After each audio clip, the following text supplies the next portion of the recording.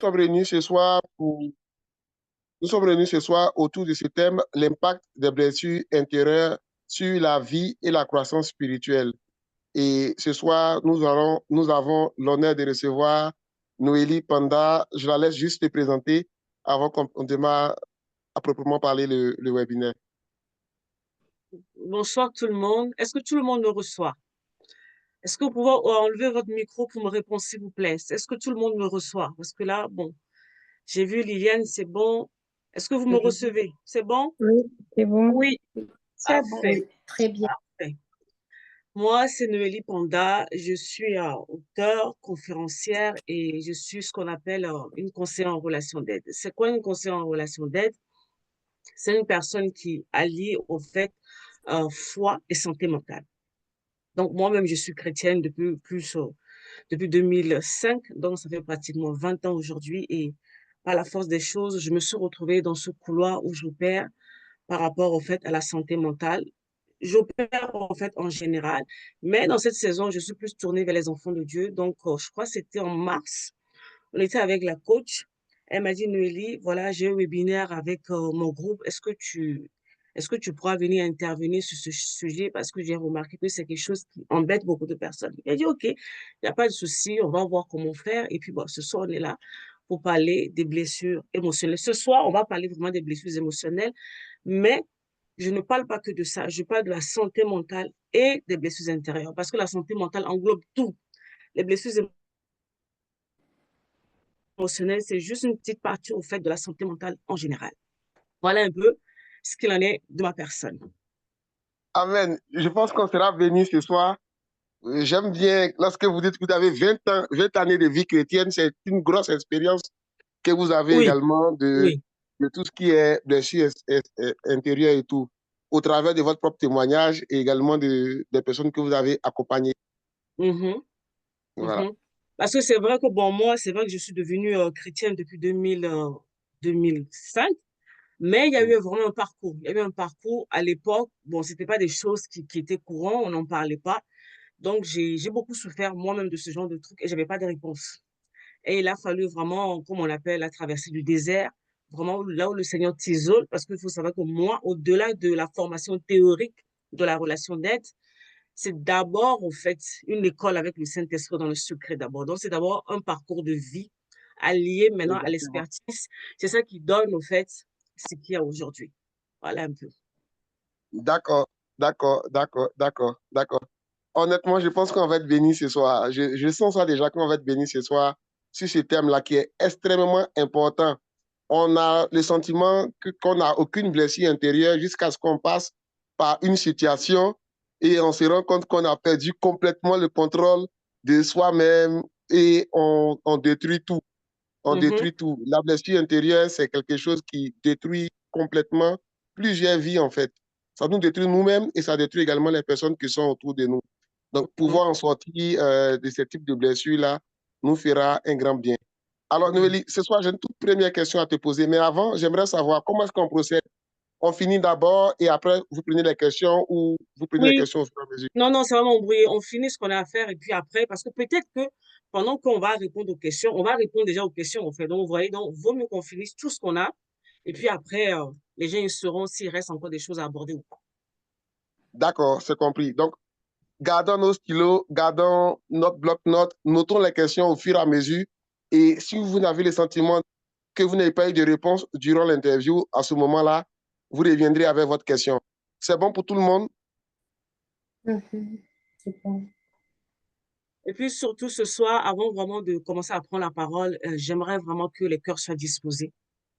Peut-être que les choses que je vais dire ce soir, au premier abord, ça va te choquer. Mais je prie vraiment que le Saint-Esprit dispose ton cœur pour pouvoir, dans ce travail de guérison émotionnelle, le premier mot qui doit vous venir à l'esprit, c'est d'abord désapprendre. Vous devez désapprendre un certain nombre de choses pour laisser l'Esprit de Dieu implanter de nouvelles choses en vous. Donc, ne soyez pas choqués si il y a des choses que je vais dire ce soir qui vont, voilà, qui vont venir perturber au fait les croyances que vous avez déjà. C'est normal. Et soyez en paix avec cela, en fait. Amen. Merci beaucoup. Alors, la première question qui me vient lorsqu'on lit les thèmes, c'est déjà de savoir, Noélie, est-ce que tu peux nous partager ce que signifie pour toi prospère à tout égard, comme prospère l'état de ton âme? Avant de répondre à cette question, je pense que je vais la tourner dans l'autre sens. Quand on dit D'accord. prospère à tous égards, comme prospère l'état de ton âme, je pense que la première question, Monsieur Emmanuel, la vraie question est qu'est-ce que l'âme? Parce que quand vous dites à une personne prospère à tous égards, comme prospère l'état de ton âme, mais mon âme, en fait, c'est quoi? C'est quoi, en fait? Parce que la personne a besoin de savoir, on me parle de quoi? Sinon, c'est abstrait, en fait. Exactement. Parce que souvent, quand on regarde les gens, on lit les gens n'ont aucune notion de ce que c'est que l'âme. Souvent, le regard est porté sur le corps, le regard est porté sur l'esprit. C'est ce qu'ils connaissent. Mais l'âme, c'est quelque chose vraiment de... C'est assez abstrait. On n'en parle pas. Aussi, on en parle vraiment en surface. Ton âme, c'est quoi? Souvent, je suppose que quand on va à l'église, on t'enseigne. On te dit que tu es un être à trois parties. Le corps physique que tu vois, tu as l'esprit qui te permet de prier au quotidien, et puis tu as l'âme. L'âme, c'est cette partie de toi, en guillemets, immatérielle, entre le spirituel et le physique, qui est là, qui est le pont. Bon, je prends en fait l'âme comme un pont de tout ce qui se passe dans le spirituel et qui arrive dans le physique, c'est ça ton âme. Mais l'âme, là, concrètement, au quotidien, c'est quoi? C'est le siège là où il y a tes émotions, c'est là où il y a tes pensées, là où il y a tes souvenirs, la volonté, la décision.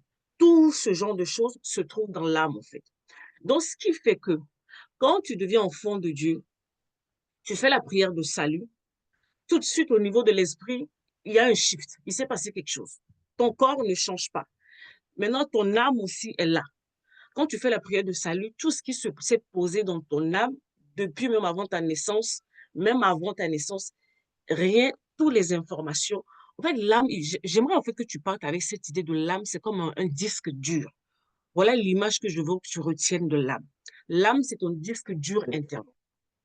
Et il y a plein d'informations sur ton âme. Maintenant, comme tout ordinateur, par moment, tu peux avoir les bonnes informations et puis tu peux avoir des virus. Donc, on te dit que pour que tu puisses bien fonctionner au quotidien, il va falloir que tu checkes ce disque dur-là pour voir si tu n'as pas de virus, en fait.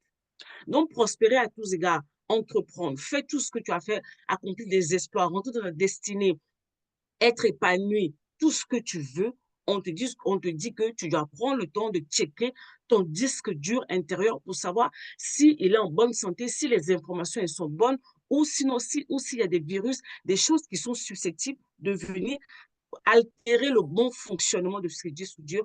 Voilà, voilà de ça, c'est de ça dont on te parle quand on te dit je veux que tu prospères à tous égards comme prospère l'état de ton âme. Si ton disque dur intérieur est en bonne santé et en bonne forme, ça va avoir des répercussions en fait sur ta vie physique. Voilà ce que je peux dire. Donc, j'aimerais que ce soir, vous partez au fait avec cette idée de mon âme, c'est mon disque dur intérieur. Mais qu'est-ce qu'il y a comme information sur ce disque dur? Il y a les bonnes informations ou il y a les mauvaises informations? Question. Je te laisse y réfléchir calmement. D'accord. Alors l'âme, c'est quelque chose qu'on ne voit pas, c'est bien ça. On ne le voit pas, c'est immatériel au fait. C'est Mais dans le immatériel. physique, voilà, dans le physique, on te dit c'est le siège, là où quand tu ressens les émotions, c'est là-bas. Ta capacité de prendre des décisions, c'est là-bas. Tes souvenirs, c'est là-bas au fait. Autant de choses qui sont à l'intérieur de toi, qui te téléguident, qui t'aident à pouvoir fonctionner au quotidien, se trouvent au fait, là-bas au fait, dans l'âme. D'accord. D'accord. Donc, tout est dans l'âme. Donc, lorsque la parole Là, nous a donné dans 3 ans, même quand tu vas à l'église et tout, quand tu reçois même la prophétie part du spirituel, mais la prophétie doit transiter par ton âme, en fait, pour pouvoir arriver dans le physique. Et c'est là où le problème se passe. Pour prospérer, pour avoir ces choses que Dieu a prévues pour toi, il va falloir que le pont soit en bonne santé pour que l'information, pour que les choses, ces bénédictions puissent circuler pour arriver dans le physique. Si ton âme est en mauvaise santé, tu peux recevoir les prophéties pendant 30 ans, 40 ans, on te retrouve au même endroit parce qu'à l'intérieur, ça ne va pas. Et par moment, on peut aller plus loin spirituellement parlant, on peut dire l'âme même, c'est le sang. Et ça, on en parlera plus tard, en fait, quand on va toucher aux réalités spirituelles. En même temps, tu as le côté émotionnel, psychologique, en même temps, tu as le côté spirituel. L'âme a les deux branches, en fait, et les deux sont souvent liés. d'accord. D'accord. Très bien. Donc, c'est dit que ce soir, on est en train de parler de l'âme, mais ce que tout le monde va se demander, mais pourquoi est-ce qu'on parle de l'âme? Nous, on a des défis professionnels à gérer, on a des défis de mariage à gérer. Qu'est-ce que l'âme vient faire là? Est-ce qu'il y a un lien? Est-ce qu'il y a un lien? Est-ce qu'il existe réellement un lien entre les mauvaises informations qu'accumule l'âme et nos échecs professionnels et nos différents blocages? Ben, bien sûr, tout à l'heure, quand je disais au fait que l'âme, ton âme, au fait, c'est comme c'est ton disque dur intérieur. Certains d'entre vous, depuis que vous êtes venus au monde, ou même avant votre arrivée dans le monde, votre âme a reçu de mauvaises informations. Combien d'entre vous, vous avez grandi dans des environnements difficiles, conflictuels, vous avez reçu de mauvaises paroles, vous avez vécu des traumatismes, plein de mauvaises choses. Ça n'a pas disparu. Parce que souvent, vous pensez au fait que ces choses ont disparu. Ça n'a pas disparu. Tant que vous n'y travaillez pas là-dessus, c'est stocké. Maintenant, tu grandis. Monsieur Emmanuel, je vais vous donner un exemple tout simple. Il y a quelques années, je travaillais avec une dame et d'une trentaine d'années, hein, elle devait passer un concours pour rentrer dans la fonction publique pour devenir, au fait, maîtresse d'école. Et le jour du concours, c'était la deuxième fois qu'elle se présentait quand moi je travaillais avec elle. Elle me dit, Noélie, la première fois, je suis arrivée, en fait, devant le jury. En fait, quand je me suis mise devant le jury, au lieu de commencer à parler, j'ai commencé à entendre la voix de mon père dans ma tête. Waouh! Donc, une femme de 30 ans qui se retrouve devant un jury, elle reçoit au même moment les informations qu'elle avait reçues quand elle avait 8, 9 ans de son père ont réapparu, au fait. Parce que son père lui disait, tu ne vaux rien, tu ne feras rien de ta vie, tu es une bonne à rien. Waouh! Devant le jury, ça l'a paralysée. Elle avait étudié, elle avait révisé, mais quand quand le souvenir en fait est remonté de la parole de son père, elle est restée bloquée. Il n'y a rien qui est sorti. Elle a échoué à son examen. Waouh! Waouh! Waouh! Voilà Waouh! un Alors, exemple concret en fait. exactement, exactement. Les gens parlent beaucoup. Mais vous, à votre niveau, comment vous avez su qu'il y avait un lien entre les blessures de l'âme et les différents blocages qu'on vit? Déjà, là, en parlant de ma propre vie, moi, je viens d'une famille, je suis sortie d'un environnement qu'on qualifie maintenant, ce mot, vous l'entendez beaucoup, toxique, toxique, toxique. Moi, je sors d'un environnement très toxique, dysfonctionnel. J'ai reçu beaucoup de mauvaises paroles. Et même au niveau même des études, avec le temps maintenant, avec le travail que j'ai fait sur moi, je me suis rendu compte que j'ai même pas fait les études qui correspondaient à ma personne. Pourquoi? Parce qu'on m'avait toujours dit que je ne peux pas. Ce n'était pas fait pour moi. Donc, je me suis retrouvée à faire des choses qui ne me correspondaient pas. Maintenant, Waouh! quand le temps est passé, que j'ai commencé à travailler sur moi, maintenant, pour oser faire des choses, ces voix-là me revenaient encore. Yoli, tu peux pas, c'est pas fait pour toi. Et c'est aller plus loin. C'est aller plus loin parce que même en tant que chrétienne, dans le couloir de ma destinée, il y a des moments, je me rappelle quand je devais faire ma première conférence, je me disais, je suis une conférencière, ma première conférence était en 2019. Le moment où je devais me lever pour préparer la conférence, il y avait ces voix intérieures là qui arrivaient me dire, Noélie, tu ne peux pas. Ce n'est pas pour toi. Les autres, oui, mais pas toi. Toi, tu ne peux Waouh! pas. Ce genre de choses, c'est pas fait pour toi. En fait, ce sont des voix intérieures et ça va te paralyser. Tu peux avoir le potentiel, mais si ton disque dur a gardé de mauvais messages, tu n'iras nulle part. Ça va te saboter au fait. C'est pour ça que vous rencontrez des personnes elles sont talentueuses. Elles ont reçu la prophétie, elles ont tout, mais vous sentez qu'il y a quelque chose qui bloque. Par moment, ce n'est pas forcément encore les esprits tout de suite. Posez-vous la question, qu'est-ce qu'elle entend au fond d'elle-même? Il y a des voix qui lui parlent et ces voix, ça vient d'où? Souvent, ça vient de son histoire. Les choses qui étaient stockées au fond de son âme. Je vois, je comprends. Mais vous faites bien de parler des esprits parce que j'allais venir là à une autre question encore. Vu que vous dites que souvent, ce n'est pas les esprits qui font. Donc, c'est dit qu'il y a une distinction à faire entre, entre les oppressions domaniaques, entre les troubles mentaux et les blessures émotionnelles. Bien sûr, bien sûr. On prend un exemple, je vais vraiment illustrer les choses concrètement ce soir.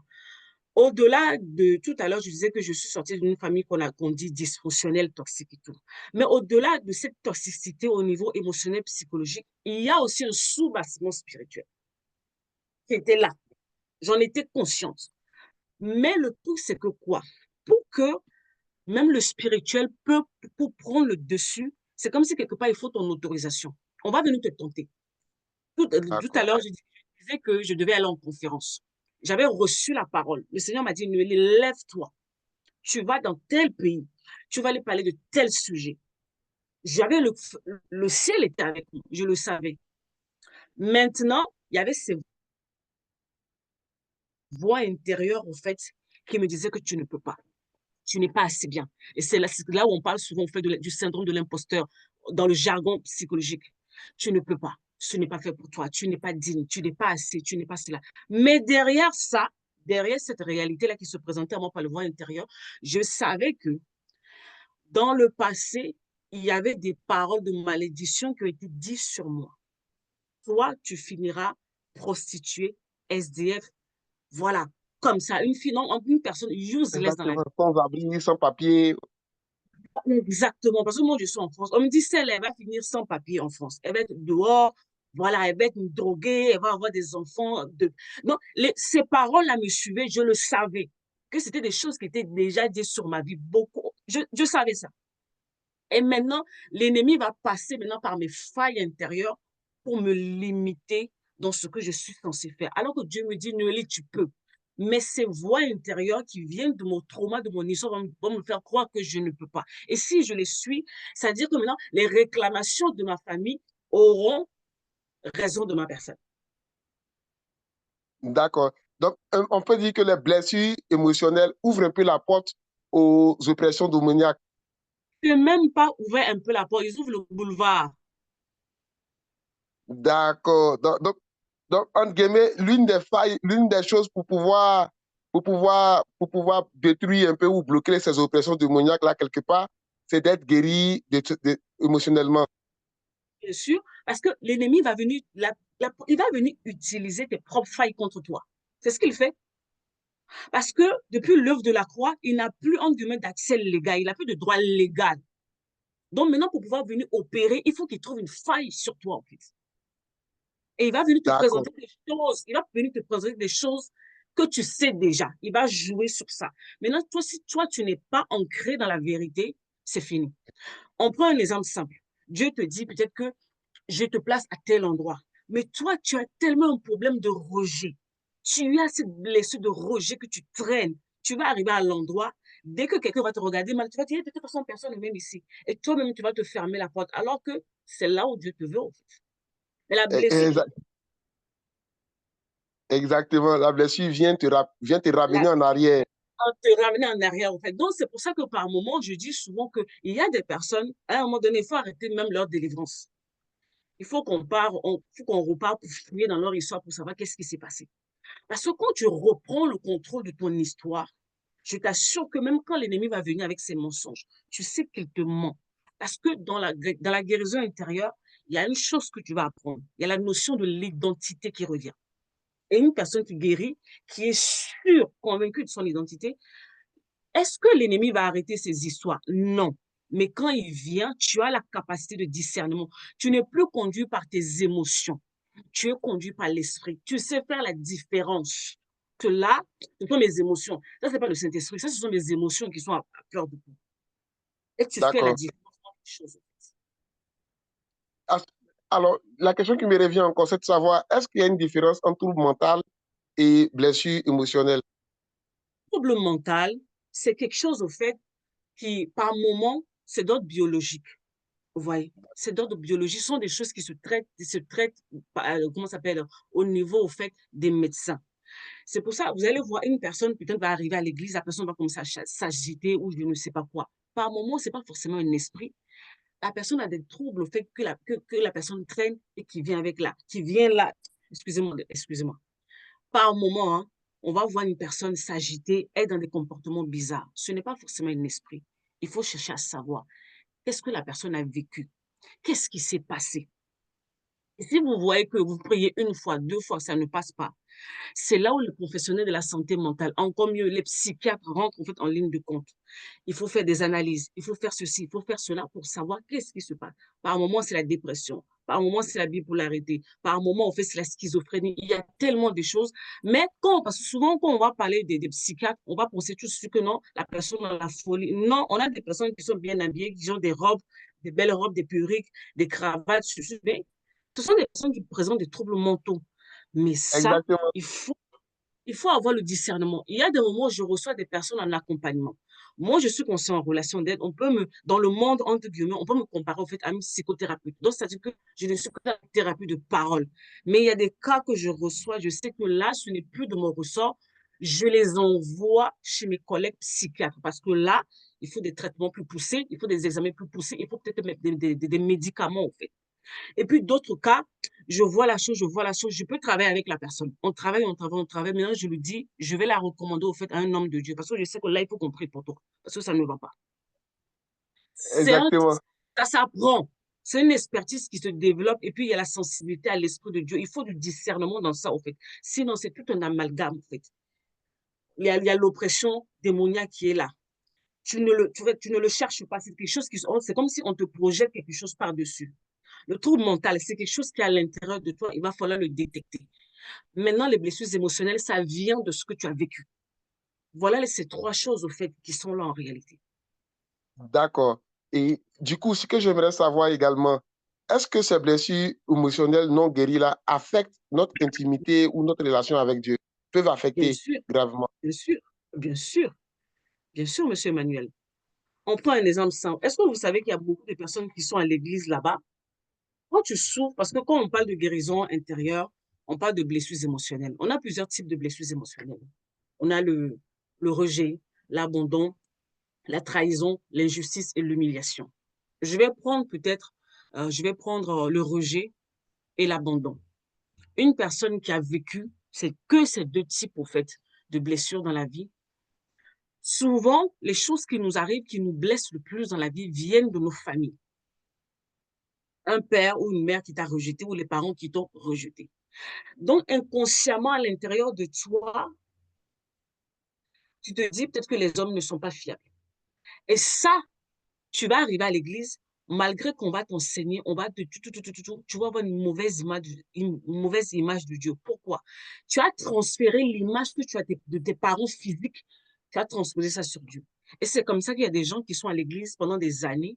Ces personnes sont fâchées contre Dieu. Ces personnes sont persuadées que Dieu est fâché contre eux ou que Dieu ne les aime pas, Dieu les rejette. Ils sont Wow. dans l'église. Bien sûr, monsieur Emmanuel. Nous, on reçoit des personnes. Non, Nelly, Dieu ne m'aime pas. Dieu ne m'aime pas. Ils ne sont pas convaincus. Dieu les rejette. Je ne suis pas assez bien pour être aimé de Dieu.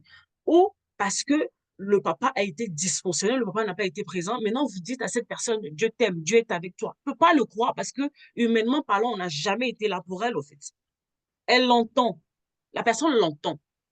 Mais ça ne rentre pas dans son cœur, alors que c'est dans le cœur que s'opère le changement. C'est là où la guérison est nécessaire. Donc, c'est dit même qu'on peut prier, jeûner, servir Oh, tu Dieu, peux même rouler par terre, cracher même le feu. invoquer le feu partout, partout, Oh, partout. Alors qu'on... partout. Donc, et puis, je vais aller plus loin, je vais peut-être choquer. Même par moment, tu peux même devenir même serviteur ou servant de Mais à ce moment, quels sont les Dieu. Tu signes qui montrent opères. Donc, qu'il quand tu arrives y a un là, on sait problème? que non, toi, tu es l'homme de là. Quels sont les Souvent, c'est signes ta qui montrent manière d'abord? par moment, en fait, la première des choses, c'est ta manière de fonctionner avec les autres. Ça se voit, en fait. Ton rapport par rapport aux autres. Soit tu vas être une personne complètement renfermée sur toi-même, ou soit tu vas être une personne qui s'accroche aux autres. Et ça, il va falloir que tu sois honnête avec toi-même. Et par moment, on a des personnes qui sont dans nos assemblées qui ont des comportements difficiles. Elles parlent mal. Oui, ils parlent mal. La personne, au fait, est rigide.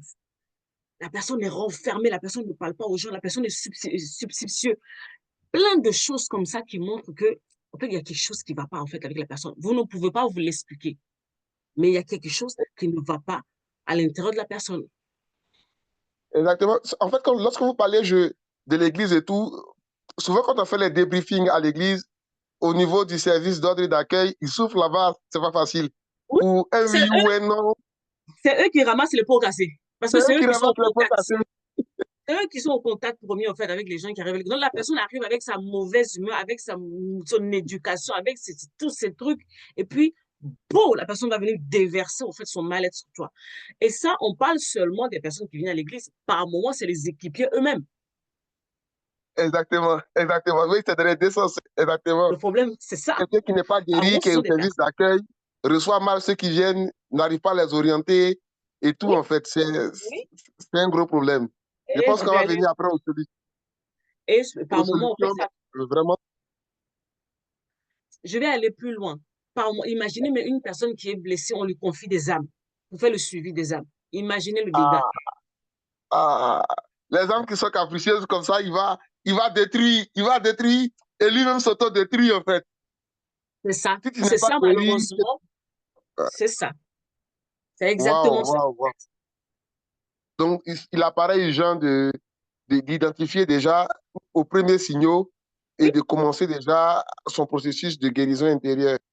c'est pour ça que dans cette saison, moi, au début, je vous disais que moi, à la base, je ne m'étais pas orientée vers l'église. J'étais en général dans le séculier. Mais le Seigneur m'a dit, Noélie, dans cette saison, tu reviens à l'église. Tu reviens à Non, l'église. restez même à l'église, même pas la saison, restez même à l'église. Oh, Mais- bon, mais- vu mais- que, non, je dis vu que ça c'est par pas moi expérience. qui m'appelle, je ne m'appelle pas. Je ne me suis pas appelée de moi-même. Donc, je C'est suis ce vrai, que le c'est vrai, boss, je suis ce que le boss, c'est et le vrai. boss, dans cette saison, tu repars à l'église parce que, au fait, ça ne va pas. Parce que les gens qui sont censés même conduire les autres sont blessés. Donc, ça veut dire qu'on fait de plus en plus de blessés. Hein? Parce que c'est comme si c'est un aveugle qui veut conduire d'autres aveugles. Exactement, exactement. Ça ne va pas le C'est un faire. problème assez fréquent qu'on retrouve dans l'Église et on fait bien d'en parler. Et je pense que c'est le Saint-Esprit même qui vous a amené dans cette saison-là à pouvoir développer ce type de thèmes-là pour vraiment aider le corps du Christ à prendre conscience que très souvent, on a nous-mêmes le problème, en fait, qui freine un peu notre Oui. avancement. Et puis, l'une des choses, au fait, que je dis à l'église ces derniers temps, c'est que quand les gens, ils arrivent, au fait, ne les balancez pas tout de suite. Ne les balancez pas tout de suite dans les services. Parce que certaines des personnes qui arrivent à l'église sont des blessés de guerre. Ils ont fait la Exactement, guerre, ils ont traversé des choses très compliquées dans leur vie. Donc, c'est comme si c'est des malades. Ils sont en convalescence. Il faut les soigner. Mais comment on les soigne? Il faut s'asseoir, parler exactement. avec ces personnes, en fait. Les écouter. Et pas seulement les écouter pour leur dire non, ça c'est un esprit. Par moment, ça n'a rien à voir d'abord avec les esprits. Mhm. Écoutez d'abord l'histoire de la personne. En écoutant une personne, vous êtes capable de savoir que non, à cette personne, il y a ça, il y a ça. Et ça va vous donner au fait, une idée du comportement. Vous savez, moi, par la grâce de Dieu, cette année, ça fait 17 ans que je me suis mariée. Avant de me marier, j'ai dit à mon mari, moi, j'ai vécu des choses très difficiles dans ma vie. Donc, si on rentre dans la maison et que tu te rends compte que par moi, j'ai des comportements bizarres, ne sois pas étonné. Quand on s'assoit, on parle avec les gens qui arrivent à l'église, on a maintenant une idée de leur profil. C'est comme on fait le coaching dans le monde professionnel. On a besoin de parler avec toi pour te cerner, en fait. Vous savez que toi, ton modèle, là, avec tout ce que tu as vécu, bon, voilà. Et quand tu vas commencer à avoir des comportements bizarres à l'église, parce qu'on est des êtres humains, on n'est pas parfait à l'église. À l'église, en Mhm. fait, on est venu pour se perfectionner. Donc, on est venu avec notre état. C'est comme ça que maintenant les responsables sauront que non, cette personne avec ce qu'elle a vécu, c'est normal pour l'instant qu'il y ait ce type de comportement et savoir comment l'aider de manière concrète à pouvoir sortir de là D'accord, et ne pas seulement s'arrêter à il faut aller prier. Arrêtons de fatiguer les gens avec il faut aller prier, il faut aller prier, il faut aller prier, il faut aller prier. Par moment, c'est pas une question de prière, c'est que la personne est en souffrance en fait. d'accord. Mais à ce moment-là, quels sont les signes alors qui montrent que une personne chrétienne qui prie, qui jeûne, mais a pourtant des blessures intérieures, quels sont ces signes-là qui montrent que la personne a des problèmes? Moi, je vais toujours prendre sur mon exemple. Quand moi, quand je suis arrivée à l'église, au début, j'étais au protocole. J'avais tout le temps le visage fermé. Moi, je ne souriais pas. Je ne Hey, souriais pas. Ah non, moi, je vais te sourire pourquoi? Moi-même, j'ai mes problèmes. Je te souris pourquoi? Non.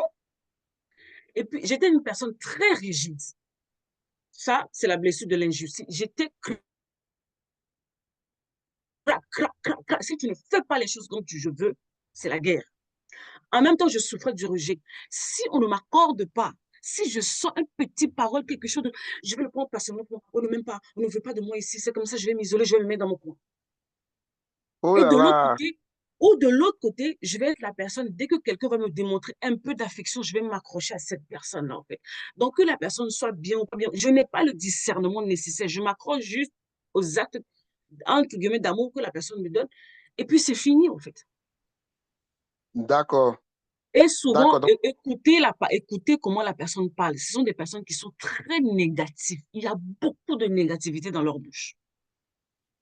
La d'accord. Bible dit Donc, que il y a la c'est rigidité. de l'abondance du cœur que la bouche parle. Ce qui sort de la bouche de la Exactement. personne vous montre en fait son état intérieur.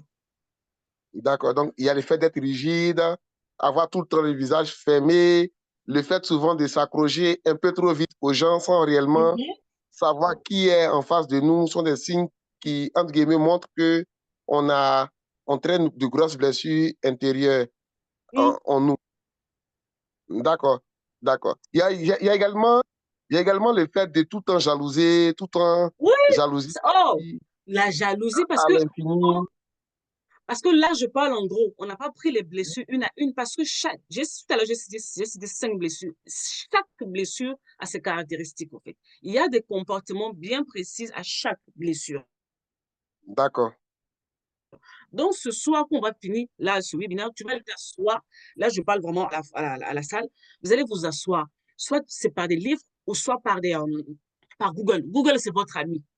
Allez vous asseoir, vous tapez les 5 types de blessures intérieures qui existent. On va vous donner les blessures et puis surtout, on va vous donner les caractéristiques et tu vas reconnaître que, parce que pour commencer à guérir, il va falloir que tu identifies, entre guillemets. Et certains d'entre vous, vous pouvez vous retrouver dans les 5 blessures. Mais dans les 5 blessures, vous aurez toujours une qui est dominante. Parce qu'une personne qui a la blessure de l'abandon, c'est la personne qui va s'accrocher aux autres, qui va rechercher de l'amour des autres. Voilà, on m'aime, il faut qu'on m'aime, il faut qu'on m'aime. Et ça même, euh, comment s'appelle, Monsieur Emmanuel, ça même, Oui, on le retrouve. Souvent, il y a des gens qu'on voit à l'église, on pense qu'ils sont zélés, ils ne sont pas zélés. C'est la blessure de l'abandon qui font que ils sont dans il s'accroche à l'activisme. tout.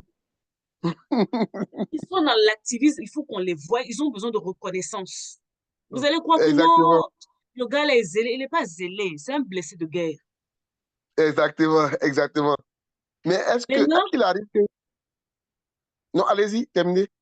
et maintenant, si maintenant le responsable qui sont à la tête de cette personne n'ont pas le discernement, ils vont dire non, il est zélé, il est là, il est machin, on va lui confier des responsabilités. Erreur. Exactement. Exactement. Et en fait, je pense à beaucoup de choses pendant que vous parliez, mais bon, on ne cite pas le canton frère, mais ça existe dans toutes les églises. Bien Il sûr, y a des personnes aussi qui développent une force humilité. Ils sont là, bien vous sûr. voyez tout le monde, il a 50 ans, même il voit un jeune de 15 ans, vous voyez, mais c'est des blessures Oui, intérieures. c'est des C'est des blessures blessures intérieures, intérieures qu'ils prennent. bien sûr. Et par moi-même, alors on va aller même plus loin. Supposons que la personne a vécu la blessure même de l'humiliation. Et c'est comme ça qu'à l'église, vous retrouvez des manipulateurs, des manipulatrices.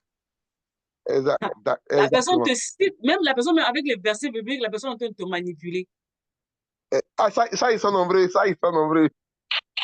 Ça, Ce sont des blessés de guerre par moment qui s'ignorent. Pour avoir maintenant le contrôle sur les autres, on utilise la parole pour avoir le contrôle. Parce que peut-être dehors, à l'extérieur, ils ne sont personne. Donc maintenant, il faut qu'ils existent. Tous les moyens sont bons. Et ils ne savent pas que ce sont leurs blessures qui sont en train de crier. Une d'accord. personne veut lui confier maintenant des responsabilités. Exact. Exactement. Alors, j'ai une question à vous poser. Oui. Selon vous, est-ce qu'il existe des personnes qui ont du mal à reconnaître qu'ils ont des blessures intérieures? Et qu'est-ce qui explique ça? La Qu'elles ont majeure, besoin de guérison? Voilà. là où on est dans cette saison, il y a de plus en plus de voix qui s'élèvent pour parler. Donc, il y a une petite, hein, il y a un petit réveil qui se fait. Mais le déni est encore fort. Beaucoup sont dans le déni. Pourquoi? Là, je parle de la communauté afro. Dans la communauté afro, on a ce truc qui se dit que non, c'est le problème des Blancs. Ça ne nous concerne pas. Nous, on est trop forts. Et maintenant, en venant chez les chrétiens, on est trop spirituel. De toute façon, on est des nouvelles créatures. Les choses anciennes sont passées, toutes choses sont devenues nouvelles. Donc, ces histoires-là, en fait, c'est fini. Jésus est déjà enlevé tout ça. Je suis parfaite, je suis renouvelée. Donc, voilà. Ou encore, je vais aller encore plus loin. Par moments, ce sont les enseignements qui sont donnés dans nos assemblées qui font que les personnes sont braquées, en fait, à ce genre de choses. D'accord. Merci beaucoup. Merci beaucoup. On apprend beaucoup. J'espère que vous prenez des notes à chaque fois. Des notes pour apprendre et des notes également pour revenir avec les questions auprès de notre intervenante de ce soir, Madame Noélie Panda. Alors, je voudrais maintenant qu'on rentre dans la blessure émotionnelle et la carrière. Et la première question qui me vient déjà, c'est de savoir Est-ce que vous pouvez nous partager des exemples concrets des personnes blessées par les PC et ces blessures ont créé un frein à leur progression professionnelle? Il y a, je vais prendre l'exemple d'un collaborateur. Il est bon, il est très bon. Mais au fond de lui, il ne s'est jamais senti légitime, en fait. Wow. Jamais. Au-delà de sa carrière professionnelle et tout, c'est un enfant de Dieu. À l'église, on lui a parlé de son identité, tout, il sait. Mais quand il arrive dans le domaine professionnel, il y a toujours ce sentiment de je ne suis pas assez. Donc, on va lui proposer des contrats. Il travaille, il travaille, il travaille. Au moment où les choses doivent se concrétiser, il pose un acte, il fait quelque chose et tout se sabote. Wow. À cause juste d'une blessure qu'il n'a pas su guérir, à cause juste d'une émotion qu'il n'a pas su calmer, il passe à chaque fois à côté d'une promotion, à côté d'une bonne nouvelle. Et puis, c'est l'éternel recommencement encore à zéro, Et, en fait. et c'est là où, par moment, maintenant, on va dire non, il y a l'esprit de non-accomplissement. Par moment, au-delà de l'esprit de non-accomplissement, il y a un auto-sabotage. Et derrière l'auto-sabotage, il y a des voix intérieures qui parlent à la personne qui lui disent que tu ne peux pas, tu n'es pas assez bien, tu n'es pas assez digne. Et tout à l'heure, je disais, moi, personnellement, je suis partie rentrer même dans des études qui ne sont pas faites pour moi. Parce que pour embraser une carrière professionnelle dans laquelle tu te sens bien, tu te sens épanoui, il va falloir que tu te connaisses. Combien d'entre nous, en fait, déjà, nous connaissons, en fait, le type d'intelligence que nous avons? Pour ne commencer que par ça, en fait, pour pouvoir s'orienter déjà dans la bonne direction pour commencer. Souvent, on fait les choses par suivisme, parce que la famille nous a dit, parce qu'on nous a demandé. Combien d'entre nous, on a eu des diplômes pour plaire aux parents? Parce que le parent a demandé ça, donc on le fait. Mais tu sais que, plus tu avances, tu sais que c'est pas ton truc.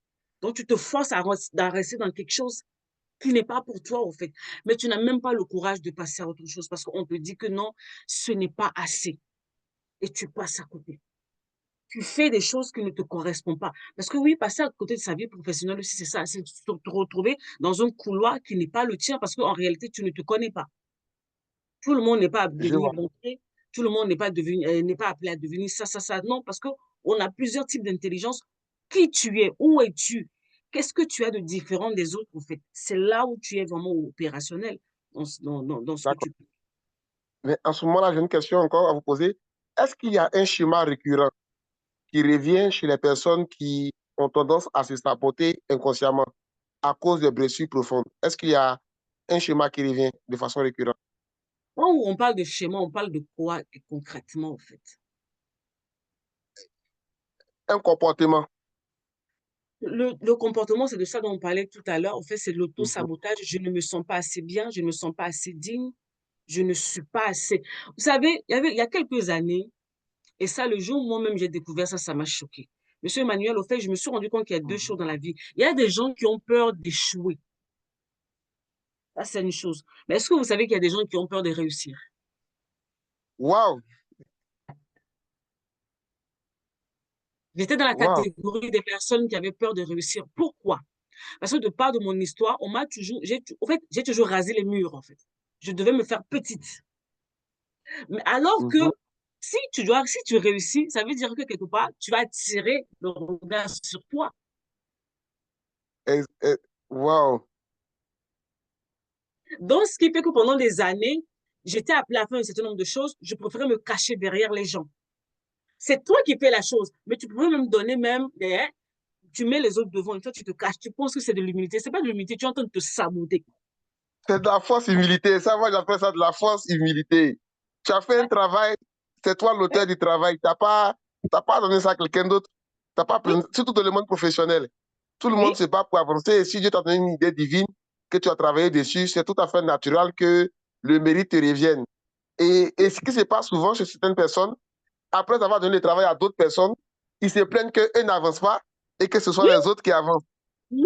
En fait, à l'intérieur d'une personne qui est blessée, il y a cette contradiction. En même temps, la personne aimerait, mais la personne n'a pas le courage d'assumer. En fait, c'est le courage d'assumer qui tu es, en fait. C'est ça le problème.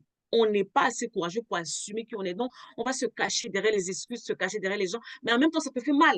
Mais en même temps, tu te dis, non. C'est ça, en fait, la contradiction qui se passe à l'intérieur de toi. Ou soit tu vas faire un truc, tout le monde va remarquer que tu as bien fait. On t'applaudit, voilà, on t'acclame, on dit tu es bien. Puis toi, tu dis, eh non, vraiment, les gens qui n'aiment pas les compliments, les trucs comme ça. Tu crois que tu n'es pas Ça, humble, c'est tu pas es moi, blessé. ça. Ça, c'est pas moi, ça. Ça, c'est pas possible. Au contraire, tu es tout content. Tu Non, balances une petite... Ah ouais. il y a des gens qui n'aiment pas ça, en fait. Ils sont vraiment, il faut qu'ils s'effacent. Ou soit, je vais aller encore plus loin, Monsieur Emmanuel, il y a des personnes qui ont, ceux qui sont dans la blessure de l'injustice, ils sont perfectionnistes. Il faut que tout soit parfait. Et ce genre de personnes, ça finit dans la procrastination. On te donne un dossier, un projet que tu dois bosser, tu as une deadline, tu dois finir tel moment. Mais tout ce que tu fais, tu ne le trouves pas assez bien à tes yeux. En fait. Ce n'est jamais assez bien à tes yeux. Et tu vas reculer, tu vas reculer. Le temps qu'on t'a donné est passé, tu n'as pas présenté le projet. Paf, la sauce, Tu as elle a, perdu. t'as perdu.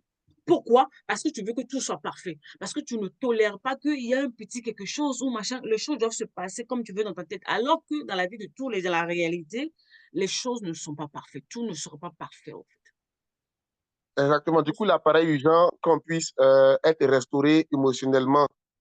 Il apparaît très urgent que, également, dans le domaine professionnel, on puisse également chercher à être guéri de ses blessures pour être Oui, complètement restauré. bien sûr. Parce que imagine que dans le monde du travail, maintenant, on te met manager. On te met responsable d'équipe. Toi-même, tu n'as aucun leadership. Tu n'as pas confiance en toi. Ton Tu ne estime peux de même pas soi est à laisser terre. des consignes. Tu gères les gens comment? Les gens là, tu les gères comment en fait? Aucune, comment ça s'appelle, intelligence émotionnelle. Tu vas gérer les gens comment? Waouh. Donc, la blessure intérieure, c'est quelque chose de grave. Hein. C'est comme une fourmi, en fait, qui est là, En on fait, néglige. c'est comme une pieuvre en fait. euh, Ces tentacules vont partout. Parce que là, on parle de la vie Partout. professionnelle. Ça va rentrer dans la vie de couple. Ça va rentrer dans tes Exactement. histoires d'amour, en guillemets. Ça va rentrer dans tes Exactement. amitiés. Ça peut aller même dans ta relation, même avec tes enfants. Ça va dans ta spiritualité. Ça va partout. En fait, le jour où les Partout. gens se rendent compte que cette histoire, ça va partout, on va se prendre au sérieux, en fait. Non, non, je pense qu'on a commencé à comprendre pendant qu'on échangeait. Je pense que les participants également ont commencé à comprendre que ça va partout, en fait. Donc, la question que tout le monde se pose, c'est quoi? Quelles sont les premières étapes déjà pour entamer le chemin vers la guérison émotionnelle? Il faut sortir du déni. Le déni, c'est quoi? Le déni te dit, il faut faire une différence. Il faut faire la différence entre la foi et le déni. La foi dit, j'ai des problèmes. Dieu va m'aider à m'en sortir. Le déni te Mhm. dit, non, tout va bien, je contrôle, je maîtrise. Et si tu es dans le déni, tu ne regardes pas les choses en face. Tu occultes en fait les choses. Et les problèmes sont là. Ça te regarde. Donc, toi qui es en train de m'écouter ce soir, je crois que la première des choses que je peux te dire ce soir, c'est qu'enlève tes œillets. Enlève le masque. Ôte le masque, en fait. Descends le masque. Tu n'es pas trop spirituel, tu n'es pas trop diplômé, tu n'es pas trop âgé. Sois vrai avec toi-même. Sois vrai avec toi-même. Comment vas-tu? Pas ce que tu montres aux gens. Quand les portes sont fermées, quand personne ne te voit, comment tu vas? Qu'est-ce qui se passe au fait à l'intérieur de toi? Et là, ça commence. Et après cela, maintenant, tu dois commencer à identifier. Comme tout à l'heure, je parlais des 5 blessures émotionnelles. Tu vas aller t'asseoir avec les 5 types de blessures émotionnelles et puis tu vas examiner tes comportements au quotidien. Parce que beaucoup d'entre vous, vous n'aimez pas rester seul avec vous-même. Qui dit guérison émotionnelle dit qu'il va falloir que tu t'asseyes avec ta propre personne. Parce que beaucoup d'entre vous, vous fuyez. Vous fuyez dans le travail, vous fuyez dans les activités à l'église, vous fuyez partout, partout, partout, partout. Mais jamais avec vous-même. Vous commencez à travailler sur vous, asseyez-vous, posez-vous. Vous commencez à trouver les blessures émotionnelles et puis tu vas analyser tes comportements au quotidien, ceux dont toi-même tu es conscient. Et puis, ces choses sur lesquelles les personnes, au fait, t'interpellent tout le temps. Ton D'accord. entourage te dit un certain nombre de choses qui reviennent tout le temps, tout le temps, tout le temps. Va examiner ça, en fait. D'accord. Donc, c'est dit qu'il faut bien accepter les critiques. Si une critique revient tout le temps, il ne faut pas Il y a se quelque braquer. chose. Il y a Non, quelque chose. quand au bout de 3, 4 fois, il y a quelque chose. Et surtout quand ça ne vient pas de la même personne. Donc, si il y a 3, 4 personnes, 5 personnes qui te disent la même chose, c'est pas eux le problème, ma chérie, c'est toi le problème. Et dans la vie, il faut être honnête. Comme dit, tu acceptes et ton cœur reste ouvert. Et puis voilà. Ah, il y a beaucoup qui n'acceptent pas, hein, et les cœurs restent pas ouverts. C'est ça qui fait qu'ils durent dans la même chose parce que l'un des problèmes, en fait, des personnes blessées, c'est que ils sont dans ce qu'on appelle, au fait, la victimisation. Leur doigt est toujours pointé sur les autres. C'est les autres qui sont. Moi, je suis blanc comme neige, agneau immolé, je n'ai jamais de problème, c'est toujours les autres. Alors que dans la guérison émotionnelle, c'est quelle est ma part de responsabilité dans ce qui est en train d'arriver? Exactement. Quelle est Exactement. ma part? C'est pas toujours les autres. Parce que quelqu'un qui ne se remet jamais en cause, je ne vois pas comment tu peux changer, en fait.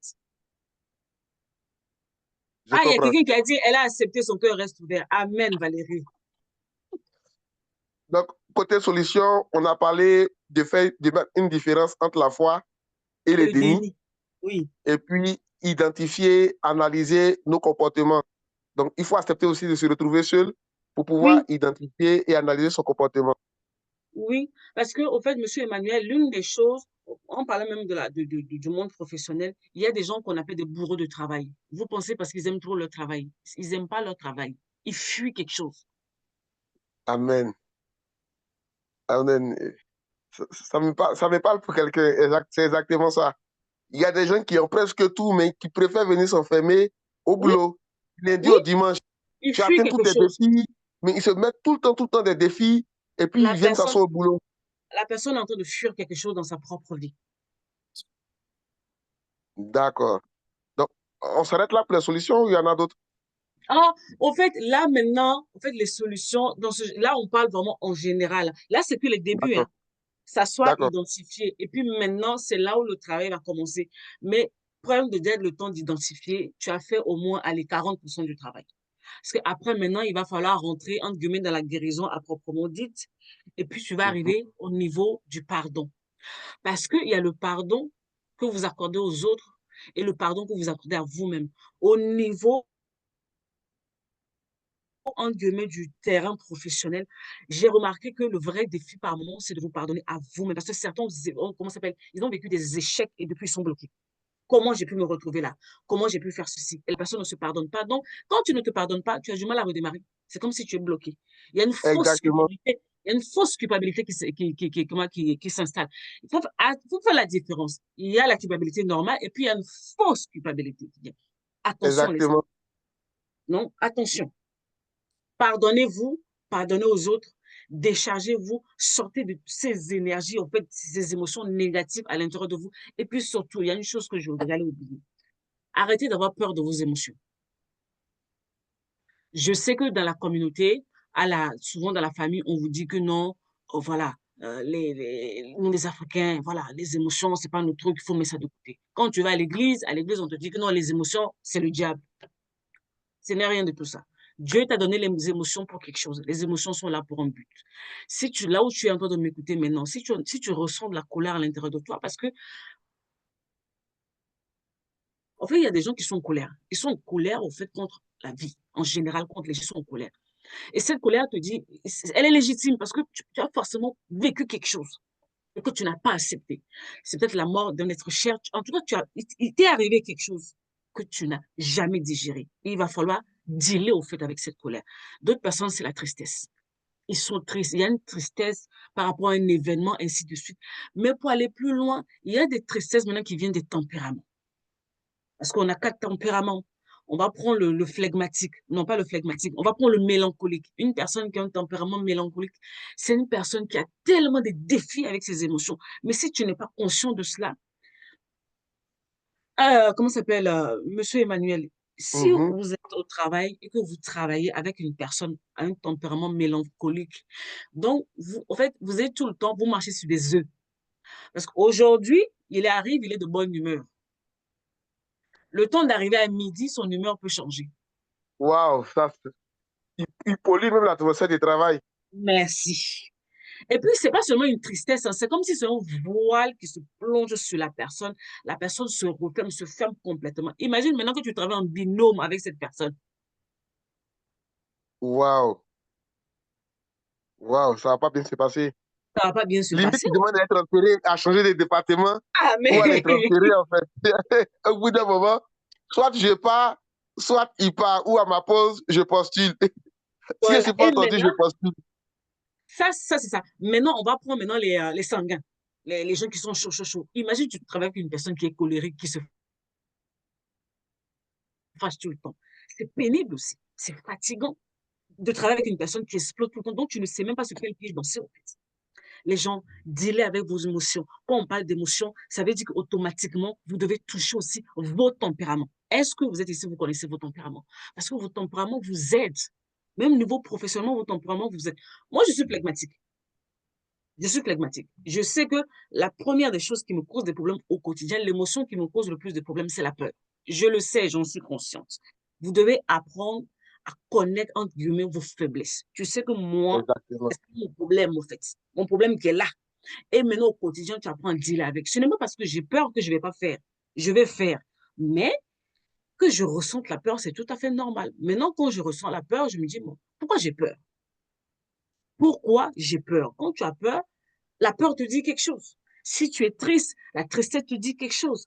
Si tu es en colère, la colère te dit quelque chose.